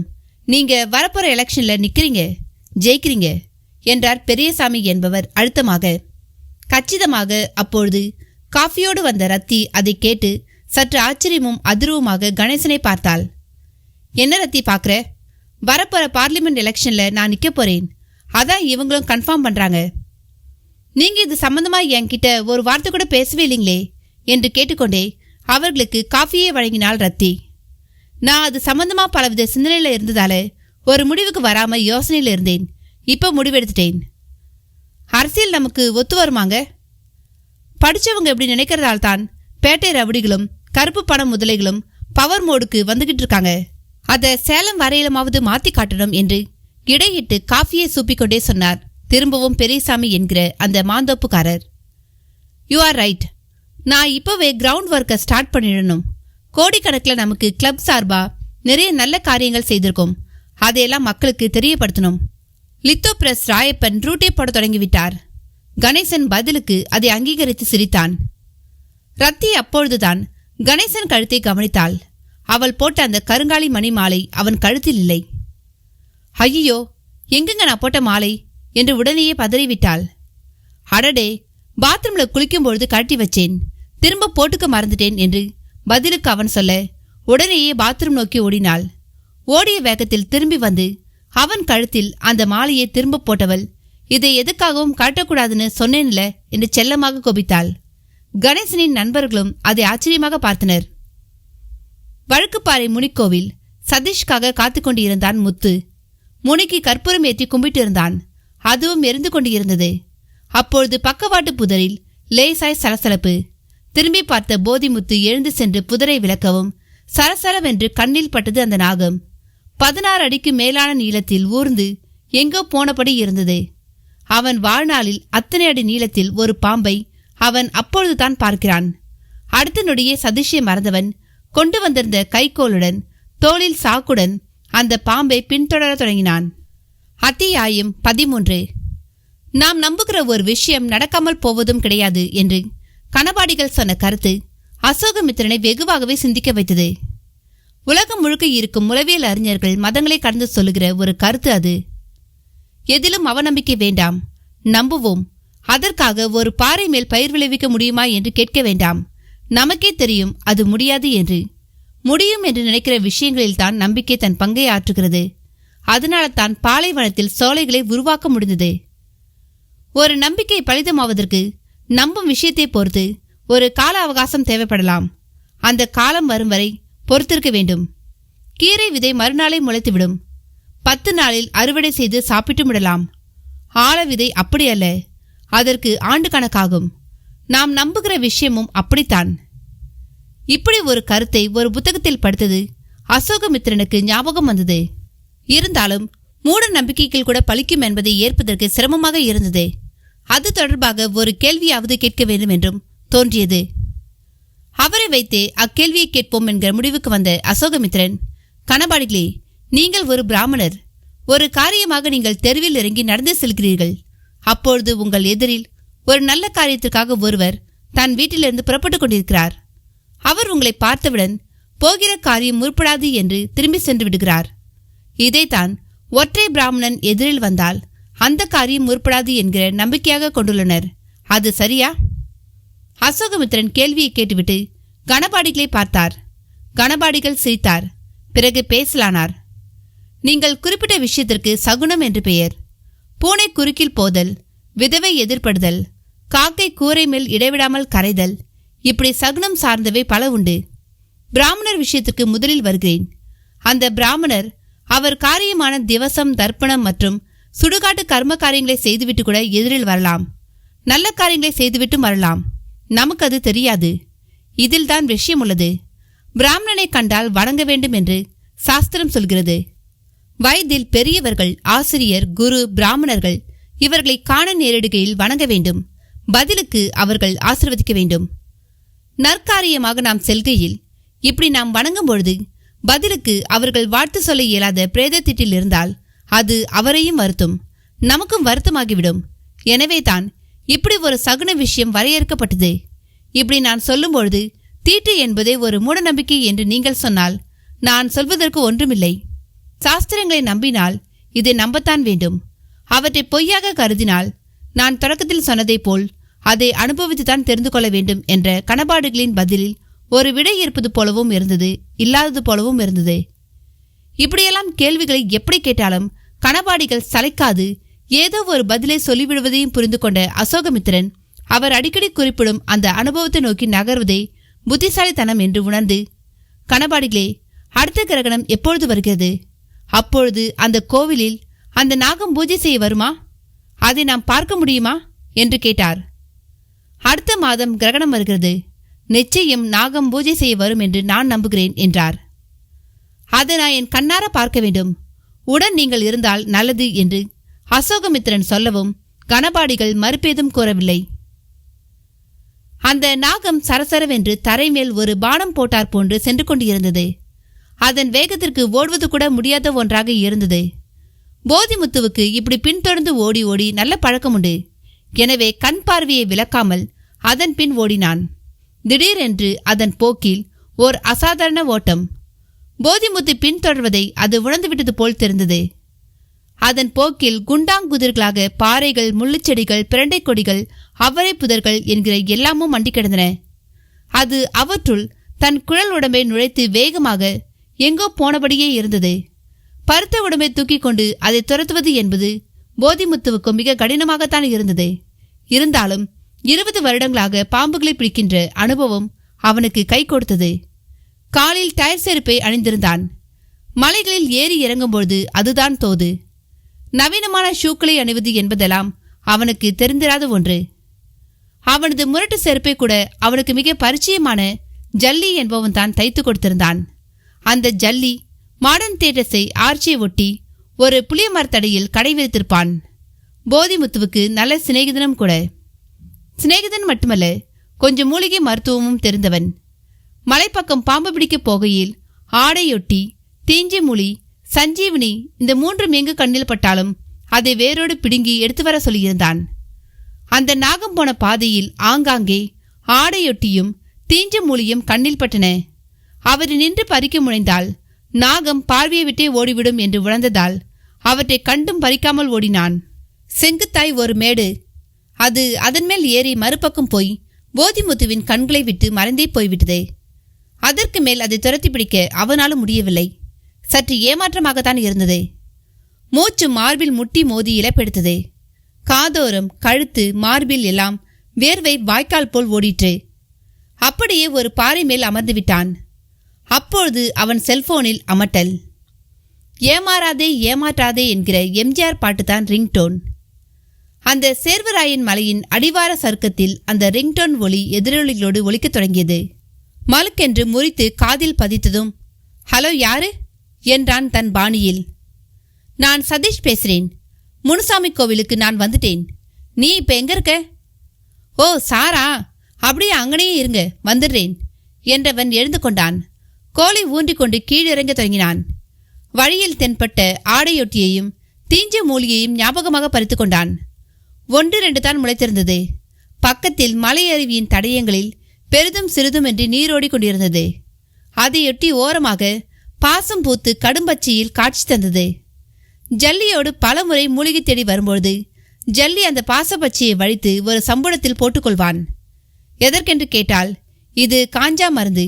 பொடி பண்ணி அப்பாலை எரிச்சு சாம்பல் எடுத்து அந்த சாம்பல்ல சில மூலிகை சார விட்டு அப்பால அதை காய வச்சு பொடியாக்கி இப்படி 9 தடவை செஞ்சா 1 ஸ்பூன் அளவுக்கு பொடி கிடைக்கும். அதை ஆட்டுப்பாலில் குழைச்சி 3 வேளை சாப்பிட்டா போதும். மூலம், பௌத்திரம், குடல் புண், இந்த 3ம் அப்புறம் அதை சாப்பிட்டவனுக்கு எக்காலத்திலையும் வராது என்பான். சில பணக்காரர்கள் காரில் வந்து அவனிடம் இப்படி மருந்து பொடிகளை வாங்கி போவதையும் பார்த்திருக்கிறான். அது எல்லாமும் நினைவுக்கு வர பிடுங்கி அளவிலான மூலிகை செடிகளுடன் குதித்து குதித்து இறங்கி முனியப்பன் வீட்டிற்கும் வழுக்கு பாறையையும் அடைந்தான். அங்கே இருக்கும் வேப்ப மரத்தின் அடியில் புகைவிட்டபடி நின்று கொண்டு இருந்தான் சதீஷ். முதல் முறையாக இருவரும் ஒருவரை ஒருவர் பார்த்து கொண்டனர். சதீஷ் பார்த்து கொண்டே பிடித்த சிகரெட்டை தரையில் போட்டு செருப்பு கால்களால் தேய்த்தான். வாங்க சார், வந்து ரொம்ப நேரமாச்சா? ஆமா, என்ன சொல்லிட்டு நீ எங்கேயா போயிட்ட? 16 அடியில் ஒரு புஸ்ஸு சரசரவென்று ஓடுறத பார்த்தேன், துரத்தி போனேன். அதுக்கு நல்ல நேரம், தப்பிச்சிடுச்சு. புஸ்ஸா? பாம்பத்தான் நான் அப்படி சொல்றேன். நீங்க விஷயத்துக்கு வாங்க. ஆமா, பாம்பு பிடிக்கிறதான் உன் தொழிலா? ஆமாங்க, புஸ்ஸு தான் சோறு போடுது. எல்லோரும் கும்பிடுறாங்க, நீ அதை பிடிச்சி விஷத்துக்கும் தோலுக்கும் விற்கிறியே, அப்ப கும்பிட்றவங்களா முட்டாளுங்களா? நல்லா கேட்டீங்க போங்க. நாகப்பாம்பை நான் கொல்ல மாட்டேன் சாமி. மற்ற சாரை, கட்டுவிரியன், பச்சை மலையன் இதுங்களை தான் தோலுக்காகவும் விஷத்துக்காகவும் கொள்வோம். நாகப்பாம்புகளை மட்டும் ஏன் கொல்ல மாட்ட? அது சாமியோட சேர்த்தி. பிடிப்போம், விஷம் எடுப்போம், ஆனா கொல்ல மாட்டோம்.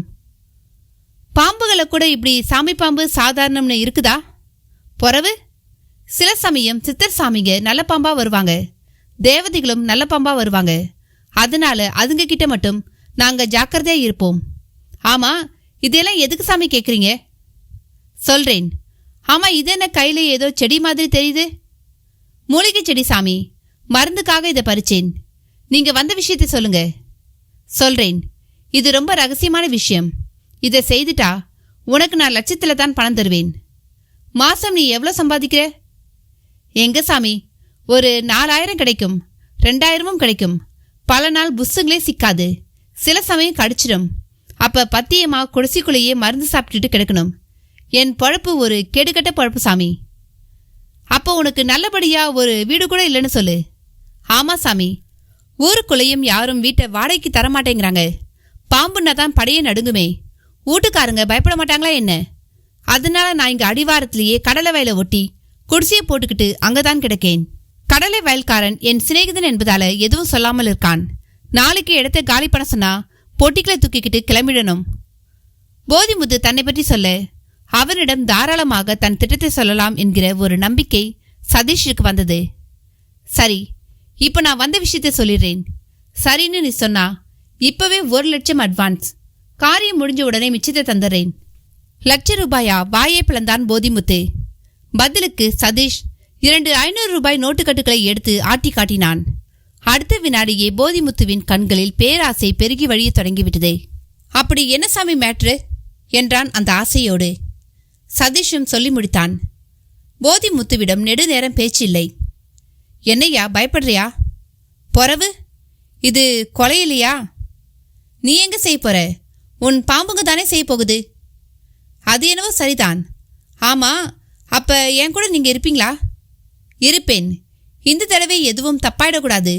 காரியம் கச்சிதமா முடிக்கணும். என்னால பாம்பை தூக்கி உள்ளதான் போட முடியும். அதுக்கு மேல நடக்கிறதெல்லாம் அவங்க தலையெழுத்து சாமி. இப்படியெல்லாம் சொல்லக்கூடாது. அவங்கள அதிகபட்சம் இன்னும் 2 நாளுக்குள்ள போட்டு தள்ளியே திறனும். கேட்குறேன்னு தப்பா நினைக்காதீங்க. யாருக்காக இதை செய்கிறீங்க? மேற்கொண்டு எதையும் கேட்காத. எல்லாம் மேலெடுத்த விஷயங்கள். உனக்கு தெரிஞ்சு எதுவும் ஆக போறதில்ல. காரியத்தை முடி. காசை வாங்கிக்கிட்டு போய்கிட்டே இரு. ஊர் உலகம் 2 பேரும் பாம்பு கடிச்சு செத்துருதான் நம்பணும். அதுதான் எங்களுக்கு வேண்டும். அப்ப நீங்க ஒன்று பண்ணுங்க. இப்ப நீங்க அட்வான்ஸை கொடுத்துட்டு கிளம்புங்க. நாளைக்கு நான் நாகங்களோட மேலே வரேன். நீங்க எப்படி சொல்றீங்களோ அப்படி நான் செய்து கொடுத்துறேன். அப்பால எனக்கு எவ்வளோ தருவீங்க? 4 லட்சம். மொத்தம் 5 லட்சம். 5 லட்சம் என்கிற அந்த இரட்டை வார்த்தைகள் போதிமுத்துவுக்குள் தட்டமாலை சுற்ற தொடங்கிவிட்டதே. Doctor Venkatrao X ray blood test என்று ரிப்போர்ட்டுகளை எல்லாம் பார்த்து மகிழ்ச்சியை முகத்தில் எதிரொலித்தார். மிஸ்டர் கணேசன், உங்க டாக்டர் இப்ப பூர்ணமா குணமாயிட்டா. பூபால்தாஸ் சாமிஜியின் ஒரு மிராக்கிளை உங்க டாக்டர் வரையில கூட பண்ணிட்டார். கணேசன் மௌனமாகவே இருந்தான். ஆனால் ரத்தி அதை கேட்டு சிரித்தாள். அப்படியே, ஆமா டாக்டர், என் பொண்ணு செய்த புண்ணியம்தான் நாங்க அவரை பார்க்க முடிஞ்சுது என்றாள். ஆனா கணேசன் அந்த கிரெடிட்டை சாமிக்கு கொடுக்க பிரியப்படலை போல தெரியுதே. அவருக்கு சாமியார்கள்னாலே கொஞ்சம் அலர்ஜி டாக்டர், அதான். It's okay. எப்படியோ குழந்தை குணமாகிட்டா. அதை மட்டும் இப்ப பார்ப்போம். All the best mister Ganesan என்று வெங்கட்ராவ் சொல்ல, அதற்கு மட்டும் தேங்க்ஸ் டாக்டர் என்றவன் அதே வேகத்தில், நாளைக்கு நான் சேலம் திரும்பிவிடலாம் என்று இருக்கேன் டாக்டர் என்றான். தாராளமா போயிட்டு வாங்க. நானும் 2 நாளில் கிளம்பிடுவேன் என்றார் வெங்கட்ராவ். உங்க ஃபீஸ் என்றபடியே செக் புக் எடுத்தவனின் கையை பிடித்து தடுத்தார் டாக்டர் வெங்கட்ராவ். நான் உங்க குழந்தை வரையில ஒண்ணுமே பண்ணல. எல்லா அதிசயங்களையும் நிகழ்த்தியது சுவாமிஜி தான். அவருக்கு நன்றி சொல்லிவிட்டு கிளம்புங்க என்றார் வெங்கட்ராவ். ரத்தியும் அதற்கான பார்வையை கணேசன் மேல விட்டாள். சாமி மாலை தந்திருக்கார் போலிருக்கு என்று அந்த இடைவெளியில் கணேசன் கழுத்தையும் முகத்தையும் பார்த்து டாக்டர் கேட்ட நொடி பலத்த அதிர்ச்சி கணேசனிடம். அத்தியாயம் 14. சூரிய கிரகணத்துக்கு முதல் நாளே கணவாடிகள் வீட்டிற்கு வந்துவிட்டார் அசோகமித்ரன்.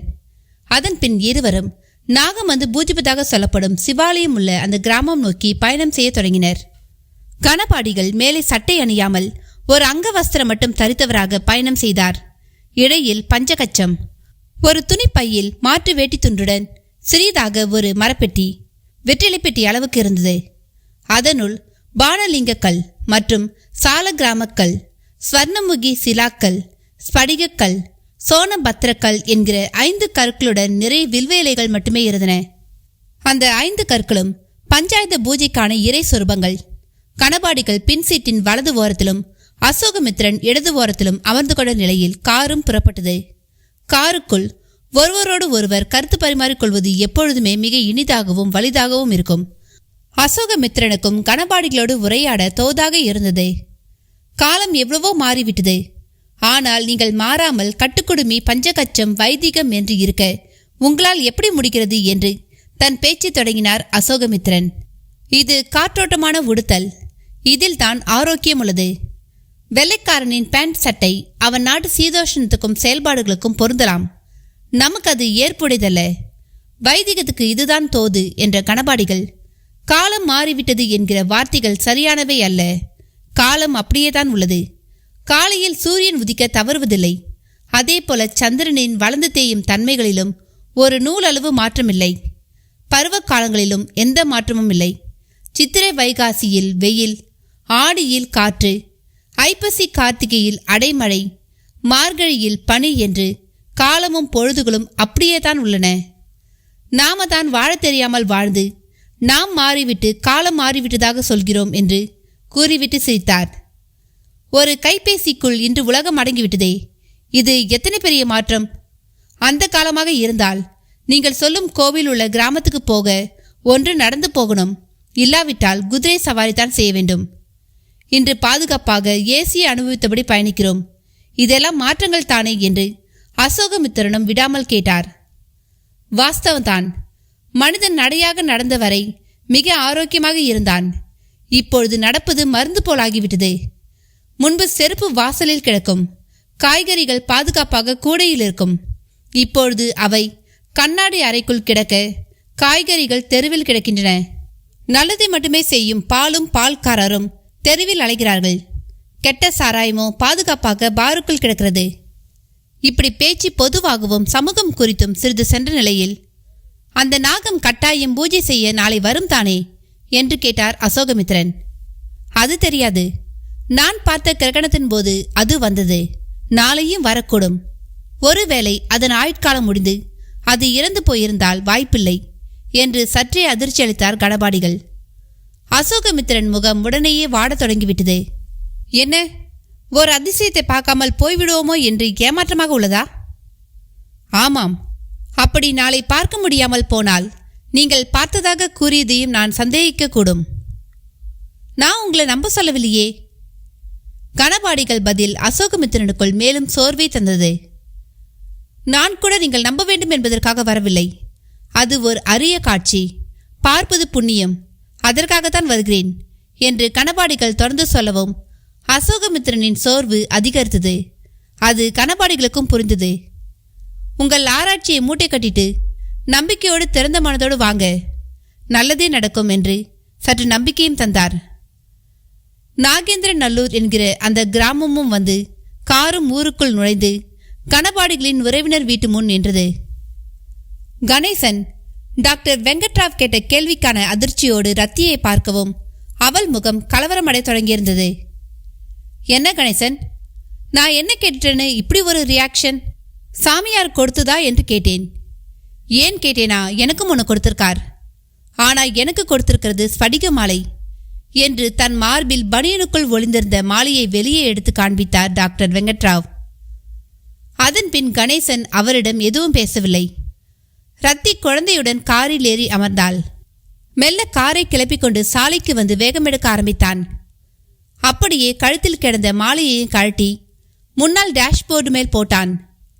ரத்தி அதை எதிர்பார்த்தது போல், சாரிங்க, நான் பொய் சொல்லிட்டேன், அதுக்காக அதை கழட்டாதீங்க ப்ளீஸ் ஜி என்றாள்.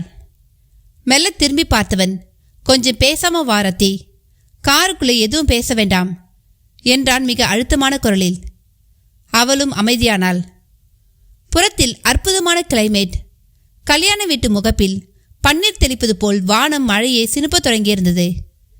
மலைத்தாவரங்கள் எல்லாம் நனைந்து கரும்பச்சை நிறமாகி கண்களை பறித்தன. உடம்புக்குள்ளேயும் நரம்பை முறுக்கிக் கொள்ளும் அளவிற்கு சற்று கூடுதலாகவே குளிர். தியா அப்பா அம்மாவின் மனக்லேசம் பற்றியே தெரியாதவளாக கதவின் ஜன்னல் கண்ணாடி வழியே ஏற்காட்டின் புற அழகில் மூழ்கியிருந்தாள். காரிடம் சீரான வேகம். இடையிட்டது அவன் செல்போன். ப்ளூடூத் லிங்கில் காரின் ஸ்டீரியோ வழி அவன் அப்பாவான கைலாச ராஜாவின் குரல் ஒலிக்கத் தொடங்கியது. அவர் எப்பொழுதும் அவனை ராஜா என்று தான் அழைப்பார். அப்பொழுதும், ராஜா, சொல்லுங்கப்பா. பேசலாமாப்பா? இல்லை பிஸியா இருக்கியா? பேசலாம்ப்பா, ஃப்ரீயாக தான் இருக்கேன். நீ போய் 3 நாளாச்சு, நீயும் ஃபோன் பண்ணல, அதான் கூப்பிட்டேன். குழந்தை இப்போ எப்படி இருக்கா? நீங்கள் கேட்டால் ரொம்ப ஆச்சரியப்படுவீங்க. இப்போ கூட டாக்டரை பார்த்துட்டு தான் கிளம்பி வந்துட்டு இருக்கேன். ரொம்ப நல்லா இருக்காப்பா. அப்போ அந்த கிளைமேட் அவளுக்கு ஒத்துக்கிடுச்சாட்டம் இருக்கு. நான் கூட பயந்தேன், சளி இருமல்னு சிரமம் அதிகரிக்கும்னு உங்கள் அம்மாவும் பயந்தா. அதெல்லாம் எதுவும் இல்லைப்பா, அவளுக்கு இப்போ எந்த பிரச்சனையும் இல்லை. இங்கே ஏற்காட்டில் இருக்கிற லேபில் பிளட் டெஸ்ட் எக்ஸ்ரேன்னு எடுத்து பக்காவாக பார்த்தாச்சு. நம்ம சேலம் டாக்டர் வெங்கட்ராவ் இங்கேயும் கிளினிக் வச்சு பார்க்குறார். இனி பயப்பட எதுவும் இல்லைன்னு சொல்லிட்டார். நாங்களும் நாளைக்கு கிளம்பி சேலம் வந்துடலாம்னு இருக்கோம். அவசரம் ஒன்றுமில்லை, 1 வாரம் கூட தங்கிட்டு வா. குழந்தைக்கு பூர்ணமாக குணமானா போதும். அப்புறம் வேற எந்த பிரச்சனையும் இல்லையே? வேற பிரச்சனையா? என்னப்பா கேள்வி இது? இல்லை, நான் சும்மா யதார்த்தமாக தான் கேட்டேன். உன் மாமன் வேற இங்கே உனக்கு நேரம் சரியில்லைன்னு சொல்லிட்டு இருக்கான், அதான் கேட்க தோணுச்சு. நம்ம எஸ்டேட்டில் வேலை பார்த்த ஒருத்தன் கூட ஆக்சிடென்ட் ஆகி செத்துட்டானாமே. அவன் செத்த எனக்கு என்னப்பா? நம்ம எஸ்டேட் பேர் போலீஸ் வட்டாரத்தில் அடிபடுதே, என் காது வரை வந்துருச்சுன்னா பார்த்துக்கோயேன். அவனை வேலைக்கு வச்சவர் மாமா, அதுக்கு இங்கே அவசியமே இல்லை. எனக்கும் போலீஸ்கிட்ட இருந்து ஃபோன் வந்தது, அவரையே கேட்டுக்க சொல்லிட்டேன். அப்புறம் இந்த நேரம் சரியில்லை அது சரியில்லைங்கிற பேச்செல்லாம் என்கிட்ட வேண்டாம். நேர்மையாக நடக்கிறவங்களுக்கு எல்லா நேரமும் நல்ல நேரம்தான். அவர் பேச்சு நீங்கள் காதில் வாங்கிக்காதீங்க. சரிப்பா, ஏதோ தோணுச்சு சொன்னேன். உங்கள் அம்மாவும் உன்கிட்ட இதே தான் பேசணும்னு துடிச்சிட்டு இருக்கா. ஆமாம், நீ வர பார்லிமெண்ட் எலெக்ஷனில் நிற்க போறியா என்ன? ஓ, அந்த செய்தி உங்கள் காது வரை வந்துருச்சாக்கும். அப்படி ஒரு விருப்பம் இருக்கு. ஆனால் உறுதியான முடிவுக்கு இன்னும் வரலப்பா. நமக்கு எதுக்குப்பா அரசியல்? அது ஒரு சரியான சாக்கடை. நமக்கு அதெல்லாம் சரியாக வராதுப்பா. அதான் நம்ம அருணாச்சலம் நாம் சொல்கிறதெல்லாம் கேட்டு நடந்துக்கிறானே, அது போதாதா? அவன் நம்ம பேச்சு கேட்டு நடக்கிறதா பெருசு? வெளியே கை நீட்டாமல் இருக்கணுமில்ல? அட, இப்போ யார் யோக்கியம்? கேட்டால் எலெக்ஷனுக்காக செலவழிச்சதை திரும்ப எடுக்கிறேன்னு சொல்லுவாங்க. நீங்களும் லஞ்சத்தை ஒத்துக்கிட்ட மாதிரி தெரியுதே, என்னப்பா ஆச்சு உங்களுக்கு? நான் யதார்த்தத்தை சொன்னேன்ப்பா. அப்பா, அருணாச்சலம் லஞ்சம் வாங்கிறது மட்டுமில்ல, பினாமிங்கிற பேரில் சொத்தும் சேர்க்க தொடங்கிட்டான். சேலம் மாவட்டத்திலே அதிக வரி கட்டுற ஒரே குடும்பம் நம்ம குடும்பம் தான். நம்ம குடும்ப பேரை சொல்லி நான் அந்த அரண்மனை குடும்பத்தை ஓவர்டேக் பண்ணி அந்த பழைய பேரையெல்லாம் ஒன்றுமில்லாமல் பண்ணி காட்டுறேன் பாருங்கன்னு எல்லாம் பேசியிருக்கான். அதை கேட்டவங்க தான் என்கிட்ட வந்து அவனுக்கு இனி நீங்கள் சப்போர்ட் பண்ணக்கூடாதுன்னு சொன்னாங்க. அப்படியா? இப்பெல்லாம் யாரும் வெட்டி பேச்சே பேசுறதில்ல. யார் என்ன பேசினாலும் ரெக்கார்ட் பண்ணிடுறாங்க. அவன் பேசினது இப்போ என் செல்ஃபோனில் இருக்கு. நீங்கள் கேட்டால் வருத்தப்படுவீங்கன்னு தான் அனுப்பாமல் இருக்கேன். பேசியபடியே வந்ததில் பங்களா வந்துவிட்டது. காரும் போர்ட்டிகோவில் தேங்கி நின்றது. மறுமுனையில் கணேசனின் அப்பாவான கைலாச ராஜாவிடம் மேற்கொண்டு பேச முடியாதபடி ஒரு மௌனம். என்னப்பா, நான் சொன்னது அதிர்ச்சியாக இருக்குதா? ஆமாம்ப்பா, 2 நாள் முந்தி வந்து காலில் விழுந்து கும்பிட்டான். பரவாயில்ல, நன்றியோடு இருக்கான்னு நினச்சேன். நீ சொல்கிறத கேட்டா நல்லா நடிச்சிருக்கான்னு தெரியுது. அதில் உங்களுக்கு சந்தேகமே வேண்டாம். அவன் இன்னும் 5 வருஷம் எம்பியா இருந்தா சேலத்தில் பாதி விழுங்கிடுவான். ஐயா மினிஸ்டர் போஸ்ட்டுக்கும் அடி போட்டுட்ருக்காரு. யாரோ ஒரு ஜோசியக்காரன் நீங்கள் பிரதமராகிறது கூட உங்கள் ஜாதகத்தில் இடம் இருக்குன்னு சொல்லியிருக்கான். அதை கேட்டதுலேருந்தே அவன் மிதப்பில் தான் சுற்றிக்கிட்டு திரியிறான். இது வேறையா? இங்கே ஏற்காட்டிலையும் ஒரு சாமியா உட்காந்துக்கிட்டு சித்து வேலை காட்டிகிட்டு இருக்காரு. அதை நம்பவும் ஒரு கூட்டம். இதையெல்லாம் மாற்ற வேண்டுமென்றால் என்னை போல இருக்கிறவங்க ஒதுங்கியெல்லாம் போகக்கூடாது. இறங்கி 2ல் 1 பார்க்கணும். சரி, நீ நேரில் வா, பேசிக்கலாம். மற்றபடி கவனமாக இரு. இதை நான் சும்மா பொதுவாக தான் சொல்கிறேன். வச்சிட்டுமா? கைலாச ராஜா பேச்சை முடித்து கொண்டார். கணேசனும் இறங்கினான். ரத்தி தியாவோடு கீழே இறங்கி காத்திருந்தாள். என்ன ரத்தி, நான் அப்பாவுக்கு மட்டும் பதில் சொல்லலை, உனக்கும் சேர்த்து தான் சொல்லியிருக்கேன். புரியுதுங்க. ஆனால் சாமியாரை பற்றின உங்கள் கணிப்பு எனக்கு சரியாக படலைங்க. எனக்கு கூட தான். நீ அவரை பெருசாக நினைக்கிறது சரியா படலை. நம்ம தியாவுக்கு குணமானதை பார்த்துமா இப்படி பேசுறீங்க? அதான் டச் தெரப்பி அது இதுன்னு டாக்டர் சொன்னாரே, அது ஒருவேளை காரணமோ என்னவோ. அது என்ன, அதுவும் விஞ்ஞானம் தானே. போகட்டும், எனக்காக அந்த மாலையை கழுத்தில் போட்டுக்க கூடாதா? இப்படியெல்லாம் என்னை எமோஷ்னலாக பிளாக்மெயில் பண்ணாத. இந்த மாலை ஜஸ்ட் ஒரு கலைப்பொருள். இஷ்டம் இருந்தால் தான் போட்டுக்குவேன். அதுக்கு மேலே இதில் எதுவும் கிடையாது. உனக்காக போட்டுக்கிட்டாலும் நான் பயப்படுறேன்னு அர்த்தமாயிடும். ஆபத்து இருக்குன்னு சாமியார் மட்டுமில்ல, உங்கள் அப்பாவும் சொன்னார். கேட்டீங்க தானே? அது என் அப்பா கருத்தில் என் மாமாவோட உளறல். அவர் நீ எல்லாம் ஒரே கூட்டம். அவர் ஜாதகம் சொல்லுதுன்னு சொல்வார், நீ இந்த சாமியாரை சொல்வ. நான் தெரியாம தான் கேட்குறேன். இந்த மாலை எனக்கு எப்படி ஆபத்து வந்தால் காப்பாற்றும்? இதுவே ஒரு ஜடம். இது என்ன துப்பாக்கி மாதிரி ஒரு கருவியா? யோசிச்சே பார்க்க மாட்டியா? நான் கூட கேட்டேங்க. அவர் என்ன சொன்னார்னா, போதும் நிறுத்து, போய் நாளைக்கு ஊருக்கு கிளம்புற வழியே பாரு. இதுக்கு மேலே இங்கே இருந்தா உனக்கு அந்த சாமியாருக்கு இருக்கு தலைக்கு மேலே ஏறிடும். வந்ததுக்கு தியாவுக்கு குணமானது நினைச்சு சந்தோஷப்படுவோம். சொல்லிக்கொண்டே உள்ளே சென்றான் கணேசன் என்கிற கணேசராஜா. ரத்தி மனதுக்குள் சாமியாருக்கு நன்றி தெரிவித்துக் கொண்டவளாக அவன் பின்னாலேயே தியாவோடு சென்றாள். போதிமுத்து கடலை வயல் முழுக்க ஆக்ரோஷமாக அலைந்து திரிந்ததில் ஒரு கோதுமை நாகம், ஒரு கருநாகம், 2 சாம்பல் நாகங்கள் அகப்பட்டு பிரம்பு பெட்டிக்குள்ளும் அவை அடைக்கப்பட்டன. 5 லட்சம் என்கிற தொகை போதிமுத்துவை விறுவிறுப்பாக இயங்க வைத்துக் கொண்டிருந்தது. 4 பாம்புக்கும் 4 பெட்டி. அந்த 4 பெட்டிகளையும் ஒரு பழைய வேட்டிக்குள் தூளி போல கட்டி இறுக்கி முடிச்சு போட்டுக்கொண்டவன் அடுத்து சதீஷுக்கு தான் போன் செய்தான். சதீஷ் அப்பொழுது சேலத்தில் ஒரு ஹோட்டலில் சாப்பிட்டு கொண்டிருந்தான். சார், நான் ரெடி. 4 புஸ்ஸுங்க வசமாக மாட்டிக்கிடுச்சு. நான் இப்போ எங்கே வரணும்? ஏற்காடு ஏரிக்கரைக்கு வந்துரு. நீ வர எவ்வளோ நேரமாகும்? பெட்டிகளோட பஸ் எல்லாம் ஏறி வர முடியாது. அடிவாரத்தில் மாடர்ன் தியேட்டர் வாசலில் நிற்கிறேன். நீங்களே காரில் வந்துடுறீங்களா? சரி, காத்திரு, நான் இப்போவே ஒரு அரை மணி நேரத்தில் வரேன் என்ற சதீஷ் அடுத்து குலசேகர ராஜாவுக்கு தான் ஃபோன் செய்தான். சார், பாம்புகளோட நான் தயார். ஆனால் பங்களாவுக்குள்ளே போகும்பொழுது அந்த நாச்சிமுத்துவோ அவன் பொண்டாட்டியோ இருக்கக்கூடாது.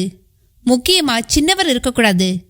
அவங்கள ஏதாவது பண்ணி வெளியேற்றிட்டு எனக்கு தகவல் தாங்க என்று முடித்தான். அதன் பின் சதீஷின் காரும் ஏற்காடு நோக்கி ஓடத் தொடங்கியது. ஏற்காட்டு சாலையில் மாடர்ன் தியேட்டர்ஸ் கடந்து சாலையோரமாக ஒரு புளிய மரத்தடி. அங்கே தான் ஜல்லி தன் கடையை விரித்திருந்தான். தோளில் தூளி போல் பாம்பு பெட்டிகளோடு போதிமுத்து வரவும், வாலே வா, இன்னைக்கு வேட்டை பலம்தான் போல என்று தோளில் தொங்கிய மூட்டையை பார்த்தபடியே கேட்டான். ஆமா ஜல்லி, வேட்டை மட்டும் பலமில்ல, நானும் இனி பலசாலிதான் என்றான் போதிமுத்து. அதான் ₹1,00,000 டவுசருக்குள்ள இந்த பக்கம் ஒரு கட்டு அந்த பக்கம் ஒரு கட்டுன்னு வச்சிட்டு சுத்துறியோ?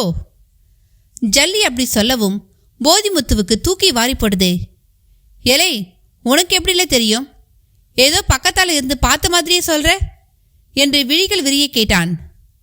சொல்லுவோம்ல, ஒரு 2 நிமிஷம் உன்னை உத்து பார்த்தா இதுக்கு மேலேயும் சொல்வேன்ல. எப்படிலே? அதான்ல ஜாலம், பீதாம்பர ஜாலம். அப்படின்னா? அப்படித்தான் சேர்வராயன் காட்டு மாரப்ப வாத்தியார் சொன்னார். அவர் தானே எனக்கு குரு. இம்புட்டு சொல்ற நீ எதுக்காக இப்படி செருப்பு தைச்சிக்கிட்டு இங்கே கிடக்க? பல சித்தமாருங்க செருப்பு தைச்சவங்க தான். இது கோலம். ஆனா இனிதான் நான் செய்ய போறதெல்லாம் ஜாலம். ஜல்லி கொஞ்சம் கவிதையாகவும் பேசினான். போதிமுத்துவின் பெட்டிக்குள் பாம்புகள் புழுக்கம் தாளாமல் சீற்றமாக புரண்டு நிலைய தொடங்கியிருந்தன. அத்தியாயம் 15. கணப்பாடிகளின் உறவினர் வீடு அது. அந்த நாளைய ஓட்டுக்கூரை வீடு, சுண்ணாம்பு காரை சுவர்கள், கடப்பை கட்டுக்கள் பாவிய தரை, முகப்பில் மல்லிகை பந்தல், கூரை மேல் பரங்கி கொடி என்கிற அப்பட்டமான கிராமிய வீடு. கணப்பாடிகளையும் அசோகமித்திரனையும் உறவினர் வரவேற்றார். வீட்டுக்குள் நுழைந்தபொழுது சில் என்று இருந்தது. மறுநாள் தான் கிரகணம். அதுவரை பொழுதை கழித்தாக வேண்டும். அசோகமித்திரன் பயண கழிப்பு தீர குளிக்க விரும்பினார். அதற்கு கண்மாய் இருக்கிறது. கொல்லையில் கிணறும் உள்ளது. எது தோது என்று கணபாடிகள் கேட்டதில் கண்மாயை அசோகமித்திரன் விரும்பினார். கண்மாய்க்கு போய் வரும் சாக்கில் நாகேந்திரன் நல்லூர் என்கிற அந்த ஊரையும் பார்க்கலாம் என்பது அசோகமித்திரன் எண்ணம். இருவருமே கண்மாய் நோக்கி புறப்பட்டனர். பெரிதாக சாலை அமைப்பு இல்லை. அதுவும் கப்பி மண் சாலைதான். கண்ணில் பட்ட மனிதர்கள் எல்லாம் கணபாடிகளை வணங்கினார்கள். ஓரிடத்தில் மிக சாதாரணமாக ஒரு நாகம் குறுக்கே போயிற்று. அதை பார்க்கவும் கணபாடிகள் நின்றுவிட்டார். ரயில் வந்து போகும் வரை ரயில்வே கேட்டில் நிற்பது போல் அந்த பக்கமாகவும் சிலர் நின்றுவிட்டனர். நிதானமாக அது கடந்து போயிற்று. யாரிடமும் எந்த பதற்றமும் பயமும் இல்லை. அசோகமித்திரன் அதை குறித்து கொண்டார். எப்படி இப்படியெல்லாம் பயமெல்லாம் இருக்கீங்க என்றும் கேட்டார். கணபாடிகளும் பதில் சொல்ல தொடங்கினார். இந்த ஊர்ல எங்க வீட்டில் கூட மனைப்பாம்புன்னு ஒரு பாம்பு உண்டு. நாம எதுவும் செய்யாத வரையில் அதுவும் எதுவும் செய்யாது. இங்கு பாம்பு கடிச்சு ஒருவர் கூட இறந்தது கிடையாது. இந்த ஊருக்கு ஒரு பிராண தொடர்பு உண்டு. மகாபாரத கதையில் வரும் பாண்டவர்களின் வாரிசுதான் ஜனமே ஜெயன் என்பவன். இவனது தந்தையான பரீட்சித்து என்பவனை சாபம் காரணமாக நாகம் தீண்டி கொன்று விடுகிறது. அதனால் நாக இனத்தையே அழித்து விடுவது என்று இவன் ஒரு சர்ப்ப வேள்வி செய்கிறான். அந்த வேள்வியை ஆஸ்திகர் என்கிற ஒரு ரிஷி தடுத்து நிறுத்தி சர்ப்பங்களை காப்பாற்றுகிறார். இந்த ஆஸ்திகர் பார்க்கடல் கடந்த பொழுது கிடைத்த அமுதத்தை குடித்த பரம்பரையில் வந்தவர், அழிவில்லாதவர். இவர்தான் சர்ப்ப வடிவில் கிரகணத்தின் பொழுது வந்து சிவலிங்கத்தை வழிபாடு செய்கிறார். இந்த ஊரில் காணப்படும் நாகங்கள் எல்லாம் கூட நாக வம்சாவளியில் வந்தவைகளே. ஆஸ்திகரால் காப்பாற்றப்பட்டவை. அவற்றுக்கு விரும்பிய வடிவை எடுக்கும் சக்தி உண்டு. எனவே நாம் சந்திக்கும் சில மனிதர்கள் நாகங்களாக இருக்கவும் வாய்ப்புண்டு. அந்த ஆஸ்திக மகரிஷிக்கு எங்கள் ஊர் கோவிலிலும் சந்நிதி உண்டு. ஜாதகத்தில் ராகு கேது தோஷம் உள்ளவர்கள் இந்த ஊரில் ஒரு மண்டலம் தங்கியிருந்து ஈசனை வணங்கினால் தோஷம் நீங்கும் என்று ஒரு சிறப்பும் உண்டு என்றார். புராண கதை என்றவுடனேயே அசோகமித்திரனுக்கு அதன் மேல் ஒரு ஈர்ப்பு இல்லாது போய்விட்டது. அப்படியே நடந்ததில் கண்மாயும் வந்தது. அப்பொழுதுக்கு அங்கே யாரும் இல்லை. படித்துறை இருந்தது. நீர் பளிங்கி போல் கிடந்தது. இறங்கி குளிக்க மனதுக்கு மிக ஆவலாகி போனது. ஆடை கலந்து தயாராகி இடுப்பளவு நீரில் நின்று மூழ்கலாம் என்று அசோகமித்திரன் முழந்தபொழுது அவருக்கு அருகில் ஒருவர் விசுக்கென்று நீருக்குள் இருந்து வெளிப்பட்டு கரையேறி வெளியேறலானார். வந்ததிலிருந்து கண்ணில் பட்டிராத அவர் திடீரென்று நீருக்குள் இருந்து வெளிப்பட்டதை அசோகமித்திரனால் நம்ப முடியவில்லை. நம்பாமல் இருக்கவும் முடியவில்லை. பாம்புகள் மூங்கில் பெட்டிக்குள் புரண்டு நெளிவதை போதிமுத்துவால் உணர முடிந்தது. இடது தோளில் தொங்கியபடி இருந்த பெட்டி மேல் இடது கை படிந்திருந்த நிலையில் அவை நெளிந்து புரள்வதை கைவழியே அவனால் உணர முடிந்தது. சமயங்களில் சில நாகங்கள் பெட்டி மூடியை தலையால் உந்தி தள்ளிக்கொண்டு வெளியே வந்துவிடும். அதனால் இடது கையால் மேலுள்ள மூடியை அமுக்கிக் கொண்டு நின்ற போதிமுத்து, ஆமா, அதென்ன பீதாம்பர ஜாலம் என்று கேட்டான். அதெல்லாம் யாருக்கு தெரியும்? ஆனா ஒன்று, மாரப்ப வாத்தியார் மனசு வச்சா காக்காய குயிலாக்குவார், நாயே கழுதையாக்குவார். உன்னையும் என்னையும் கூட நாம் யாருன்னே தெரியாதபடி ஒரு மூலையில கட்டி போட்டு உட்கார வச்சிடுவார். வித்தைனா வித்தை, அப்படி ஒரு வித்தை. இந்த கண்கட்டு மாயாஜாலம்னு சொல்வாங்களே, அப்படியா? கிட்டத்தட்ட அப்படித்தான். அவர் ஒரு மைடப்பியை கொடுத்து வச்சுக்கிடான்னு சொன்னாரு. அதை அப்பப்போ எடுத்து புருவத்தில் பூசிக்கிடணும், இல்லை நெத்தி போட்டாவே வச்சுக்கலாம். அப்படி வச்சுக்கிட்டா நம்ம எதிரில் நிற்கிறவன் பாக்கெட்டில் எவ்வளோ துட்டு வச்சிருக்கான்னு மட்டுமில்ல, அவன் மனசுக்குள்ள என்ன நினைக்கிறான்னு சொல்லிவிடலாம். நெசமாவா? இப்போ உன் பாக்கெட்டுக்குள்ள ₹1,00,000 இருக்கிறத சொன்னேன்ல? அட ஆமால்ல.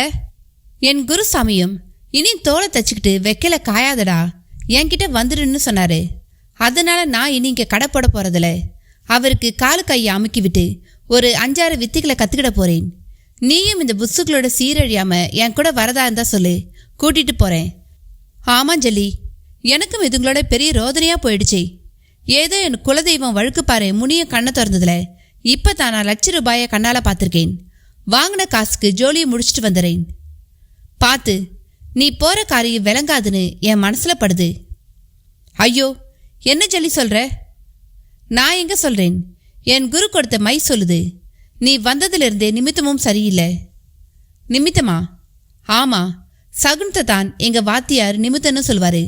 நீ வந்து நிற்கவும் புளிய மரத்து ஓனான் வடக்க போச்சு. சந்தோஷமாக சுற்றிக்கிட்டு இருந்த காக்கா பறந்து வேற பக்கம் போயிடுச்சு. உன்கிட்ட ஒரு கெட்ட விஷயம் இருக்கிறத இதுங்க சொல்லிடுச்சு. அட்றாங்கப்பா. ஜல்லி, என்ன நீ இந்த போடு போடுற? நீயும் போடலாம், என்னோட வந்துரு. கட்டாயம் வரேன். ஆனா இப்போ நான் வாங்கின காசுக்கு ஜோலியை பார்க்கணுமே. போதிமுத்து சொல்லி முடித்த பொழுது அவன் ஃபோனிடம் அமட்டல். சதீஷ் தான் பேசினான். எங்கேயா இருக்க? நான் வந்துட்டேன் பார் என்றான். அப்படியே ஃபோனை காதோடு பொருத்தி கொண்டு திரும்பிய போதிமுத்துவின் எதிரில் சதீஷின் சிவப்பு நிற கார் வந்து கொண்டிருந்தது. காரை பார்க்கவும் சாலையோரம் நின்று ஜல்லிடம் பேசிக்கொண்டிருந்த போதிமுத்து தோளில் தொங்கிய மூட்டைகளோடு நடுச்சாலைக்கு வந்து கையை காட்டி காரை நிறுத்தினான். சதீஷும் காரிலிருந்து இறங்காமலேயே காரில் ஏறிக்கொள்ள சொன்னான். சாமி, கொஞ்சம் பின்னால டிக்கியை திறக்கிறீங்களா என்று கேட்கவும் சதீஷ் போதிமுத்துவின் தோல் முட்டையை ஒரு முறை ஆழமாக பார்த்தான். என்ன சாமி பார்க்குறீங்க? அப்படி பக்கத்தாலே வச்சுக்கிட்டு பின்னால் உட்காந்துக்குவா. ஆமாயா, பெட்டிக்கில் நல்லா கட்டியிருக்கத்தானே? அதான் பார்க்குறீங்களே, 1க்கு 4 சாமி. சரி சரி ஏறிக்கோ. சதீஷ் அரைமனதாக சொல்ல கதவை திறந்து மூட்டையை முதலில் தள்ளி வைத்துவிட்டு பின் தானும் ஏறி அருகில் அமர்ந்து கொண்டான். காரும் புறப்பட்டது. புறப்படும் முன் சதீஷ் ஜல்லியை ஒரு பார்வை பார்த்தான். ஜல்லியும் பதிலுக்கு பார்த்தான். பார்த்து கொண்டே சதீஷ் காரை கிளப்பினான். கார் மறையும் வரை பார்த்தபடி இருந்த ஜல்லியின் முகத்தில் லேசாய் சலனம். மாலை மணி 4. பங்களாவின் பக்கவாட்டில் புல்வெளியை ஒட்டி அமைக்கப்பட்டிருந்த மைதானத்தில் மிடுக்கான அரை டவுசர் டிஷர்ட்டில் ஷெட்டில்காக் ஆடிக்கொண்டிருந்தான் கணேசன். பக்கத்து பங்களாவை சேர்ந்த ரிட்டையர்டு ஆர்மிக்காரரான அருமைநாதன் என்பவர் உடன் விளையாடி கொண்டிருந்தார்.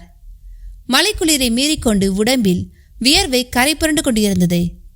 நடுவில் வலைக்கம்பத்தை ஒட்டி நின்று கொண்டு உற்சாகமாக வேடிக்கை பார்த்து கொண்டிருந்தாள் குழந்தை தியா. ஷட்டில் இறகுபந்து கோட்டுக்கு வெளியே விழும்பொழுதெல்லாம் டாடி நான் தான் எடுப்பேன் என்று ஓடிப்போய் எடுத்து அவனை நோக்கி எறிந்தாள். அவனும் அதை முடிந்தவரை மேலே தட்டி எழுப்பி ஐயோ எவ்வளவு உயரம் என்று சொல்ல வைத்துக் கொண்டிருந்தான். இடையில் ரத்தி அவன் கைபேசியோடு வந்து தியா அருகில் நின்றாள். கைபேசியில் ரிங்டோன். யார் ரத்தி? உங்க மாமா. உடனேயே ஆட்டத்தை பாதியில் நிறுத்தியவனாக வந்து சொல்லுங்க அங்கிள் என்றான். ராஜா, ஒரு நல்ல ஆஃபர் வந்திருக்கு, கொஞ்சம் எனக்காக போய் பார்க்குறியாப்பா? என்ன ஆஃபர் அங்கிள்? நம்ம ஆத்தூர் மணியனோட பங்களா ஒன்று விலைக்கு வருதாம். கூடவே 30 ஏக்கரில் எஸ்டேட்டும் இருக்கு. 1 ஏக்கருக்கு 1 கோடின்னு 30 கோடி சொல்கிறாரு. அது ஒர்த்தான்னு பார்த்து முடிவு பண்ணணும். காலையிலேயே ஃபோன் பண்ணி இருக்கலாமே அங்கிள். இப்போ இருட்ட போகுது. இப்போ போய் என்னத்தை பார்க்க? இல்லை, இன்னைக்கு நல்ல நாளாக இருக்கு. பேச்சுவார்த்தையை தொடங்கிட்டா கூட போதும். ஆமாம், உங்களுக்கு யார் சொன்னா? இங்கே எனக்கு யாரும் சொல்லலையே. அவர் வெளியே தெரியாமல் புரோக்கர்கள் இடையிட இல்லாமல் எல்லாத்தையும் முடிச்சுக்க பார்க்குறாரு. அவருக்கு ஏற்காடு புளிச்சு போச்சாம். வித்துட்டு பணத்தை டாலராக மாற்றி எடுத்துக்கிட்டு யூஎஸ் போயிட போகிறாராம். உலகத்திலே ரொம்ப சேஃபான நாடு இப்போ நம்ம நாடு தான். அங்கே கொரோனா டெத் எவ்வளோ தெரியும்ல? அதெல்லாம் நமக்கு எதுக்கு ராஜா? நல்ல விலைக்கு வந்தா மடக்கி போட்டுக்க வேண்டியது தானே. இது அப்பாவுக்கு தெரியுமா? இன்னும் சொல்லலை. நீ சொல்கிறத வச்சுதான் நானே முடிவுக்கு வரப்போறேன். எவ்வளோ நேரமானாலும் இன்னைக்கே தெளிவாக பேசுடு. 30 ஏக்கரில் கொரட்டு நிலம் எவ்வளோ இருக்கோ அதுக்கு தானே உன்னை அனுப்புகிறேன். நாம விட்டா நம்ம எம்பியா இருக்கானே அருணாச்சலம், அவன் முடிச்சிடும் போல தெரியுது. அருணாச்சலம் பேரை சொல்லவும் கணேசனிடம் குத்தி விட்டது போல் ஒரு வேகம். விட்டா அவன் ஏற்காட்டையே வாங்கிடுவானுன்னு சொல்லுங்க. சந்தேகமே வேண்டாம். அடுத்த எலெக்ஷனில் நீ நிற்க போறேன்னு வேற தெரியவும் இருக்கிறதுக்குள்ள எவ்வளோ சுருட்ட முடியுமோ சுருட்ட பார்க்குறான். என்ன அங்கிள், அவன் உங்களுக்கு ரொம்ப பெட்டாச்சே. நீங்களே ஒரு மாதிரி பேசுறீங்க. அதெல்லாம் ஒன்றுமில்லப்பா. எனக்கு உன்னை விட யாரும் பெருசில்லை, எதுவுமே பெருசில்லை. ஆமாம், தியா இப்போ எப்படி இருக்கா? ரொம்ப நல்லா இருக்கா. இங்கே கிரவுண்டில் என் கூட ஷட்டில்காக் ஆடிட்டு இருக்கா. கேட்கவே ரொம்ப சந்தோஷமா இருக்குப்பா.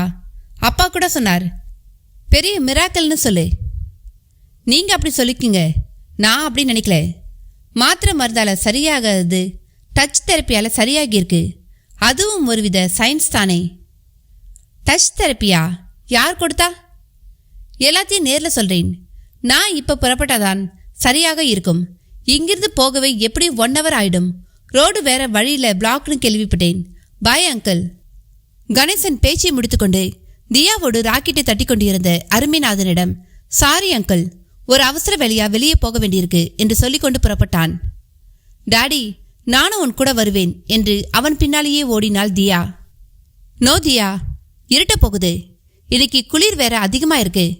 ஹீட்டரை போட்டுக்கிட்டு ரூமில் டிவி பார்த்துட்டு நான் வந்துடுறேன் என்றவன் மலமளவென்று உடை மாற்றி கொண்டு வந்தான். ரத்தி பார்த்து கொண்டே இருந்தாள். பார்வையாலேயே பேசினாள். ரத்தி, ஒரு எஸ்டேட் விலைக்கு வருதாம், விசாரிச்சுட்டு வந்துடுறேன் என்று அவளிடம் சொல்லிக்கொண்டான். காரில் ஏறி அமர்ந்தவனுக்கு சற்று அதிர்ச்சியாக இருந்தது. உள்ளே டேஷ்போர்டுக்கு மேல் கண்ணாடி மேல் அந்த மணிமாலை அழகாக தொங்கிக் கொண்டிருந்தது. அதை அகற்ற வேகமாய் கைகளை நீட்டினான்.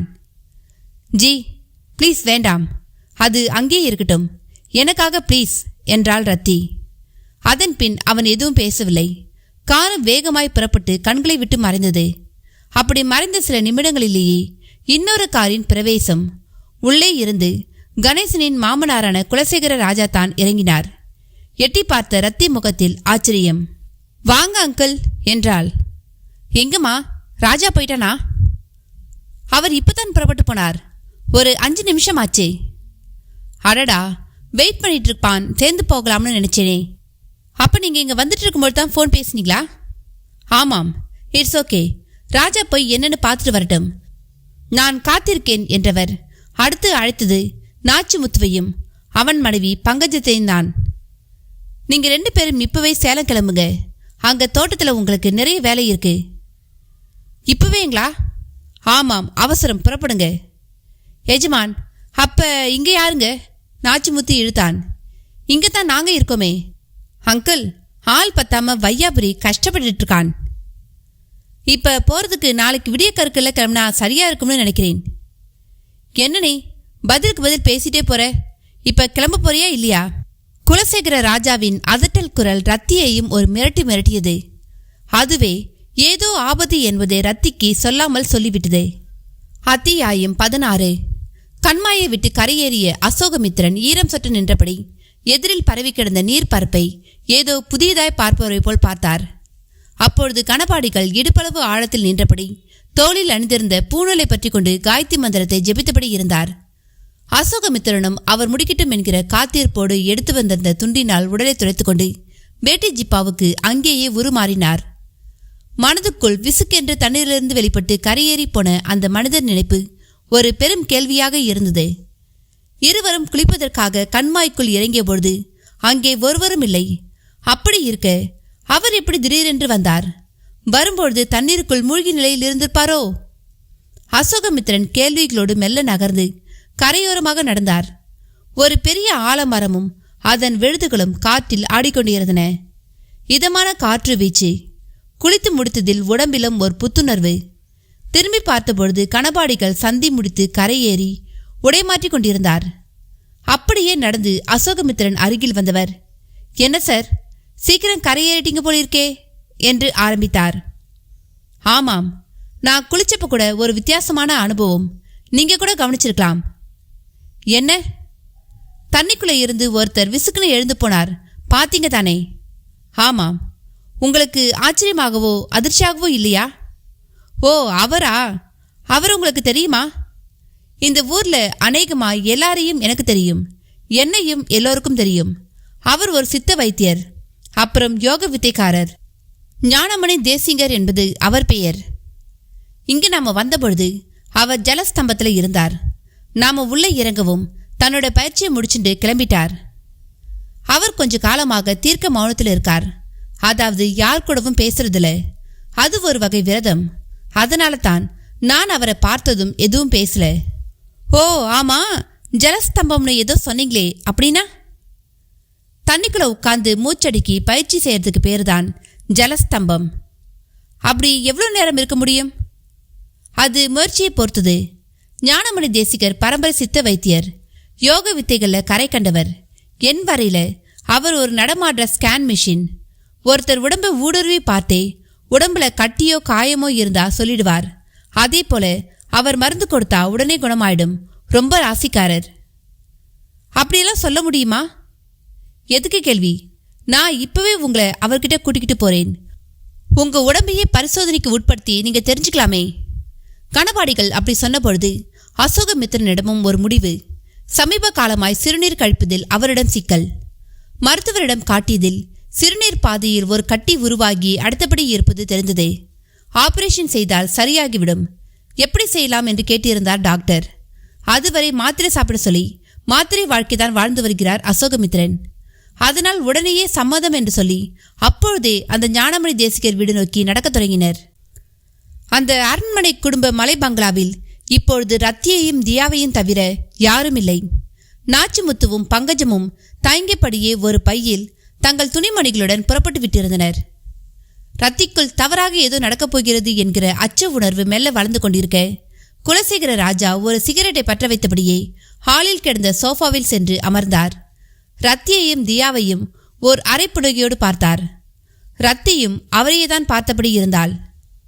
தியா அவர் கைப்பிடிக்குள் காலிரண்டுக்கும் இடையே நின்று கொண்டு தன் கையில் இருக்கும் கியூபை திருகிக் கொண்டிருந்தாள். என்னம்மா குறுகுறுன்னு பார்க்குற? என்ன நீ இப்ப எதிர்பார்க்கல? ஆமா, குழந்தை இப்ப பூர்ணமா குணமாயிட்டா போல இருக்கே. குலசேகர ராஜா கேள்வி முன் மிக குறைந்த அளவில் ஓர் ஆமோதிப்பு ரத்தியிடம். யாரோ ஒரு சாமியார் அவர்தான் குணப்படுத்தினான்னு கூட கேள்விப்பட்டேன். ஏதோ டச் தெரப்பின்னு சொன்னாங்க. எப்படியோ குணமானா சரி, அதுதானே நமக்கு வேணும். கைகடிகாரத்தை ஒரு பார்வை பார்த்து கொண்டே அவர் கேட்டதில் நேரத்தை கடத்துவதற்காகத்தான் அவர் பேசுகிறார் என்பது துல்லியமாக தெரிந்தது. அப்பொழுது அவர் கைபேசியும் ஒலித்தது. காதை கொடுத்தார். சார், மலையேறிட்டோம். அரை மணி நேரத்தில் அங்கே இருப்போம். நீங்க இப்ப அங்கத்தானே இருக்கீங்க? சதீஷின் குரல் ஒலித்து அடங்கியது. ஆமாம், நேரத்தை கடத்தாம சொன்னபடி வந்துருங்க. நீங்க இருக்கிற வரை எங்களுக்கு ஒரு பிரச்சனையும் இல்லை. சிசிடிவி கேமரா ஆன்ல இருந்தா அதை ஆஃப் பண்ணிடுங்க. நீங்க வாங்க, எல்லாத்தையும் நான் பார்த்துக்கிறேன் என்று ரத்தி எதையும் புரிந்து கொள்ள முடியாதபடி ரத்தின சுருக்கமாக பேசி முடித்த குலசேகர ராஜா போனை முடக்கி பாக்கெட்டில் போட்டபடி திரும்ப ரத்தியை ஏறிட்டார். ரத்தியின் முகத்தில் ஒரு வகை அச்சம் பரவுவது தெரிந்தது. நீ போமா, போய் ரெஸ்ட் எடு. ராஜா வந்ததும் நான் என்ன எதுன்னு கேட்டுட்டு கிளம்புறேன். நீ போய் ரெஸ்ட் எடு என்று சகஜ பேச்சு பேசி புன்னகையை குளற விட்டார். நீங்களும் அவர் கூட சேர்ந்து போயிருக்கலாமே. நாங்க நீங்க சேலத்தில் இருக்கிறதா நினைச்சிட்டு இருக்கோம் என்று சற்று மென்று விழுங்கிக் கொண்டே பேசினாள் ரத்தி. அப்படி அவள் பேசிய விதத்திலேயே நீங்கள் இப்படி வந்து நிற்பதை நான் துளிக்கூட எதிர்பார்க்கவில்லை என்கிற ஒரு பொருள் ஒளிந்திருந்தது. குலசேகர ராஜாவுக்கும் அது புரிந்தது. மீண்டும் புகைவிட்டபடி சற்று ஆழமாய் அவளை பார்த்தவர், போமா, போய் ரெஸ்ட் எடு, போய் நல்லா கதவை சாத்திக்கோ என்றார். அப்படி அவர் சொன்ன விதமே இதற்கு மேல் என்னை கேள்வி எதுவும் கேட்காத என்பது போல் இருந்தது. ரத்தியும் தியாவோடு போய் அரைக்கதவை சாத்தி தாழிட்டு கொண்டாள். அந்த தாழிட்டுக்கொள்ளும் சப்தம் நன்றாக காதில் கேட்டது. அதன் எதிரொலியாக குலசேகர ராஜா முகத்திலும் ஒரு குரூர புன்னகை. மெல்ல எழுந்தவர் குளிருக்கு எதிர்ப்பாக சிகரெட்டை எரிந்துவிட்டு இரு கைகளையும் பரபரவென்று தேய்த்துவிட்டு கொண்டார். அப்படியே மெல்ல நடந்து வெளியே சென்றார். மின்சார வழித்தடத்தின் மெயின் சுவிட்ச் போர்டு அருகே சென்றவர் அதன் மெயின் சுவிட்சை ஆஃப் செய்தார். ஒரு போர்வை போட்டு மூடினார் போல் இருட்டு வந்து மறுநொடியே சூழ்ந்தது. இன்வெர்ட்டரையும் ஆஃப் செய்தார். அறைக்குள் இருந்த தியாவும் ரத்தியும் கூட கவிழ்ந்த இருளுக்குள் தடுமாறத் தொடங்கியிருந்தனர். அப்பொழுது அரைக்கதவு தட்டப்படும் சப்தம் கேட்கவும் தியாவை தோளில் தூக்கி கொண்டே போய் சாத்திய அரைக்கதவை திறந்தாள் ரத்தி. எதிரில் குலசேகர ராஜா. நான் தாம்மா, கரண்ட் கட் ஆகியிருக்கு, என்னன்னு தெரியல, இன்வெர்ட்டரும் வேலை செய்யல, என் செல்போனில் சார்ஜ் ரொம்ப கம்மியாயிருக்கு, உன் செல்போனை கொஞ்சம் தரியா, அதில் இருக்கிற டார்ச் வெளிச்சத்தில் உள்ள ஜன்னலை கொஞ்சம் திறந்து விடுறேன் என்று செல்போனுக்காக கையை நீட்டினார். அவளும் தயங்கிக் கொண்டே தந்தாள். அதில் டார்ச் லைட்டை ஆன் செய்தவர் அறைக்குள் நுழைந்து ஜன்னல் கதவை திறந்து விட்டார். அப்படியே திரும்பி வந்தவர், நீ போமா, உள்பக்கமா கதவை தாழ் போட்டுக்கோ, நான் ஈபிக்கு ஃபோன் பண்ணி கரண்ட் எப்போ வரும்னு கேட்கிறேன் என்றார். ரத்தியும் மறுபேச்சின்றி அவ்வாறே செய்தாள். பின் மெல்ல மெயின் சுவிட்ச் அருகே வந்தவர் திரும்ப சுவிட்சை போடவும் பங்களாவின் மொத்த விளக்குகளும் எரிய தொடங்கின. அறைக்குள் ரத்திக்கும் அப்பாடாய் என்றிருந்தது. ரத்தியை தியா இறுக பிடித்து கொண்டிருந்தாள். அவளை மெல்ல தளர்த்தி கட்டில் மேல் உட்கார வைத்த ரத்தி, விளையாடிக்கிட்டே இரு, நான் உனக்கு ஹார்லிக்ஸ் கலந்து எடுத்து வரேன் என்று கதவை திறக்கவும் மலுக்கென்று திரும்பவும் கரண்ட் போனது. அம்மாடி, ஏதோ ஷார்ட் சர்க்கியூட் ஆட்டம் இருக்கு, நீ உள்ளே இரு, கொஞ்ச நேரத்தில் சரியாயிடுமாம், அப்புறமா உன் போனை கொண்டு வந்து தரேன் என்கிற குலசேகர ராஜாவின் குரல் எழுந்த ரத்தியை அப்படியே கட்டி போட்டு அமர செய்தது. அறைக்குள் திறந்திருக்கும் ஜன்னல் வழியே வெளிப்புறமாக எட்டி பார்த்தாள். பக்கவாட்டு சரிவில் உள்ள ஒரு பங்களாவினுள் இருந்து சன் டிவியின் 6 மணி நியூஸின் முகப்பிசை தேய்ந்து வந்து காதில் ஒலித்தது. அது எப்படி அங்கே மட்டும் கரண்ட் இருக்கிறது என்கிற கேள்வியும் வேகமாக எழும்பியது. ஒருவேளை இன்வெர்ட்டரில் ஓடுகிறதோ? ரத்தி சற்று பயத்தோடு யோசித்த அந்த நொடிகளில், மம்மி, எனக்கு ரொம்ப பயமா இருக்கு, இங்கு வாங்க என்று சினுங்க தொடங்கிவிட்டாள் தியா. உடனேயே வேகமாக அவள் அருகில் போய் அமர்ந்து கொண்டாள். ஜன்னலுக்கு வெளியே தெரிந்த இளவெளிச்சமும் முருகி கரைந்து ஒரு வகை சாம்பல் கருப்புக்குள் அந்த அறை மூழ்கி போனது. ரத்தியின் மனம் அச்சப்பட தொடங்கிவிட்டது. பூபால்தாஸ் சாமியார் செய்த எச்சரிக்கை நினைவுக்கு வந்து அவள் கழுத்தில் உள்ள கருங்காலி மரத்து மாலையை பிடித்துக்கொள்ள செய்தது. அவர் நினைப்பும் வந்து, மகாராஜ், எனக்கு தப்பா ஏதோ நடக்கப் போகுதுன்னு பயமா இருக்கு, நீங்க தான் எங்களை காப்பாற்றணும் என்று வேண்டிக் கொள்ளவும் செய்தது. அடுத்த நொடியே கரண்ட் வந்து அரை விளக்கு ஒளியில் மிழ்ந்தது. அப்பாடா என்ற ஒரு பெருமூச்சும் வெளிப்பட்டது. தியா கரண்ட் வரவுமே தன் கையில் இருந்த ஸ்கொயர் கியூபை எடுத்து விளையாட தொடங்கிவிட்டாள். ரத்தி மெல்ல அரைக்கதவை திறந்து வெளியே பார்த்தாள். குலசேகர ராஜா ஹாலில் இல்லை. எங்கே என்று தேடியபடியே ஹாலின் வாசல் கதவருகே வந்தபொழுது அவர் 50 அடி தூரத்தில் பங்களா மெயின் கேட் அருகில் மிளகு கொடி பறந்திருக்கும் காட்டு வகை மரத்துக்கு கீழே நின்று செல்போனில் யாருடனோ பேசியபடி இருப்பது தெரிந்தது. மெல்ல திரும்பி வந்து அரைக்கதவை உட்பக்கமாக தாழிட்டு கொண்டாள். கட்டில் மேல் விளையாடிபடி இருந்த தியா அருகே சென்று அமர்ந்து கொண்டாள். அவள் எட்டி பார்த்ததையும் திரும்பி சென்றதையும் பார்த்தும் பார்க்காதவர் போலவே போனில் அவர் மனைவி சுந்தரவல்லியுடன் பேசிக் கொண்டிருந்தார் குலசேகர ராஜா. நம்ம ரொம்ப நாள் விருப்பம் இன்னைக்கு நிறைவேற போகுது சுந்தரம். நம்ம மஞ்சு கழுத்துல ராஜா தாலி கட்டினால் ரொம்ப தூரத்துல இல்ல. எனக்கு என்னவோ பயமா இருக்குங்க. தப்பி தவறி நீங்க தான் காரணம்னு தெரிஞ்சிட்டா எல்லாமே கெட்டு போயிட போகுதுங்க. இப்படி நினைச்சுதான் 6 வருஷம் ஓடி போச்சு. மஞ்சுவோ ராஜாவை தவிர எவனும் என் கழுத்துல தாலி கட்ட அனுமதிக்க மாட்டேங்கிறா. நமக்கு வேற வழியில சுந்தரம். அது எனக்கு புரியுது. ஆனா துளியும் சந்தேகம் இல்லாதபடி எல்லாம் நடக்கணுங்களே. நடக்கும், நடந்துகிட்டும் இருக்கு. ஒவ்வொரு அடியையும் இங்க பார்த்து நான் எடுத்து வச்சிட்டு இருக்கேன். கடிக்க போற பாம்புங்க அவங்க 2 பேரை மட்டுமில்ல, என்னையும் தான் கடிக்க போகுது. அவங்கள காப்பாத்த போனப்ப என்னையும் கடிச்சிருச்சுன்னு ஒரு நாடகம் போட போறேன். ஐயோ, உங்களுக்கு ஏதாவது ஆயிட போகுதுங்க. பயப்படாத, விஷத்தை முறிக்கிற ஊசி என் கார்ல ரெடியா இருக்கு. அதை சதீஷ் போட்டுடுவான். நான் அதனால தப்பி பிழைச்சவன் ஆவேன். ஆனா அவங்க 2 பேரும் கட்டாயம் போய் சேருவாங்க. அந்த பொண்ணு பாம்பை பார்த்தா விழுந்து கும்பிடுறவனு சொல்றீங்க. பாம்புங்க அவளை நீங்க எதிர்பார்க்குற மாதிரி கடிக்குமா? கடிக்க வைக்க போறேன். அதுக்கு தான் பிடாரனும் கூடவே வரான். இதை யாராவது பார்த்துட்டு போறாங்க. இங்க இப்ப கரண்ட் ஷார்ட் சர்க்கியூட் ஆயிருக்கு. கட் பண்ணி அவங்க 2 பேரையும் ரூமுக்குள்ளேயே வெளியே வராதபடி உட்கார வச்சிருக்கேன். வேலைக்காரங்களையும் நம்ம சேலம் தோட்டத்துக்கு போக சொல்லி வந்தவுடனேயே அனுப்பிட்டேன். நீங்க என்ன சொன்னாலும் சரிங்க, எனக்கு பயமா இருக்குங்க. பார்த்துக்கிட்டே இரு நீ. எல்லாம் நல்லபடியா முடியும் பொழுது அப்ப தெரியும் உனக்கு நான் யாருன்னு. செருப்பு வெளியே தான் கிடக்கணும், மோதிரம் விரல்ல தான் இருக்கணும். அதுக்கு ஒரு இடம் இருக்கு. ஒரு வேலைக்காரி அரண்மனை குடும்பத்து 1000 கோடிக்கு அதிபதியா ஆகிறத வேடிக்கை பார்த்துட்டு இருக்க சொல்றியா நீ? என்னால முடியாது சுந்தரம். இந்த தடவை 2ல் 1 பார்த்துறேன். இதுல எனக்கு ஏதாவது ஆனா கூட பரவாயில்ல. குலசேகர ராஜா போன் வழியே மனைவியுடன் கொந்தளித்தார். தொடர்ந்து பேசாமல் கட் செய்துவிட்டு சதீஷுக்கு போன் செய்தார். ஏய், எங்க இருக்கு நீ? இன்னுமா வந்துட்டு இருக்க? மேலே வந்துட்டுங்க, 5 நிமிஷத்துல அங்கே இருப்பேன் என்ற சதீஷ் காரை துரிதப்படுத்தினான். எதிரில் வரிசையாக டூரிஸ்ட் வேன்கள். இருள் பரவத் தொடங்கியதில் அவற்றின் வெளிச்சம் கண்களை அறிக்கை செய்தது. சுதாரித்து காரை வளைத்து ஒடிக்கவும் போதிமுத்துக்கு பக்கத்தில் இருந்த பாம்பு பெட்டி மூட்டை சரக்கென்று சரிந்து முன் சீட்டுக்கும் பின் சீட்டுக்குமான இடைவெளிக்குள் விழுந்தது. பதறிப்போன போதிமுத்து குனிந்து தொட்டு தூக்கியதில் ஒரு பெட்டி நழுவி விழுந்து அது திறந்து கொள்ளவும் செய்தது. கையில் மேல்முடி மட்டும்தான் வந்தது. சார், ஒரு புசு பெட்டியை விட்டு வெளியே பாய்ஞ்சிருச்சு என்று பதறத்தோடு கத்தினான் போதிமுத்து. அப்படி வெளியேறிவிட்ட கருணாகமும் சதீஷின் காலடியில் டிரைவிங் சீட்டு கீழே படம் விரித்திருந்தது. போதிமுத்து கத்தியதை கேட்டு பிரேக் போட்டு காரை ஓரம் கட்டி நினைத்த சதீஷ் அதற்காக காலை அசைத்த பொழுது அவன் இடது காலை அந்த கருணாகம் வளைத்து பிடித்து கொண்டு சீறியது. காரும் சாலை மேல் கீறிச்சிட்டு நின்றிட கதவை திறந்து கொண்டு காலை உதறிக்கொண்டு இறங்கி ஓட பார்த்தான் சதீஷ். ஆனால் அது விடவில்லை. ஓடும்பொழுதே ஒரே போடு. என்ன நண்பர்களே, கதையை கேட்டீங்களா? இந்த கதையோட தொடர்ச்சி உங்களுக்கு அடுத்த பாகமா வரும். அதுவரை இந்த கதையை கேட்டுட்டு உங்களுடைய கருத்துக்களை பதிவிடுங்க. லைக் பண்ணுங்க, உங்க நண்பர்களுக்கும் ஷேர் பண்ணுங்க. நன்றி, வணக்கம்.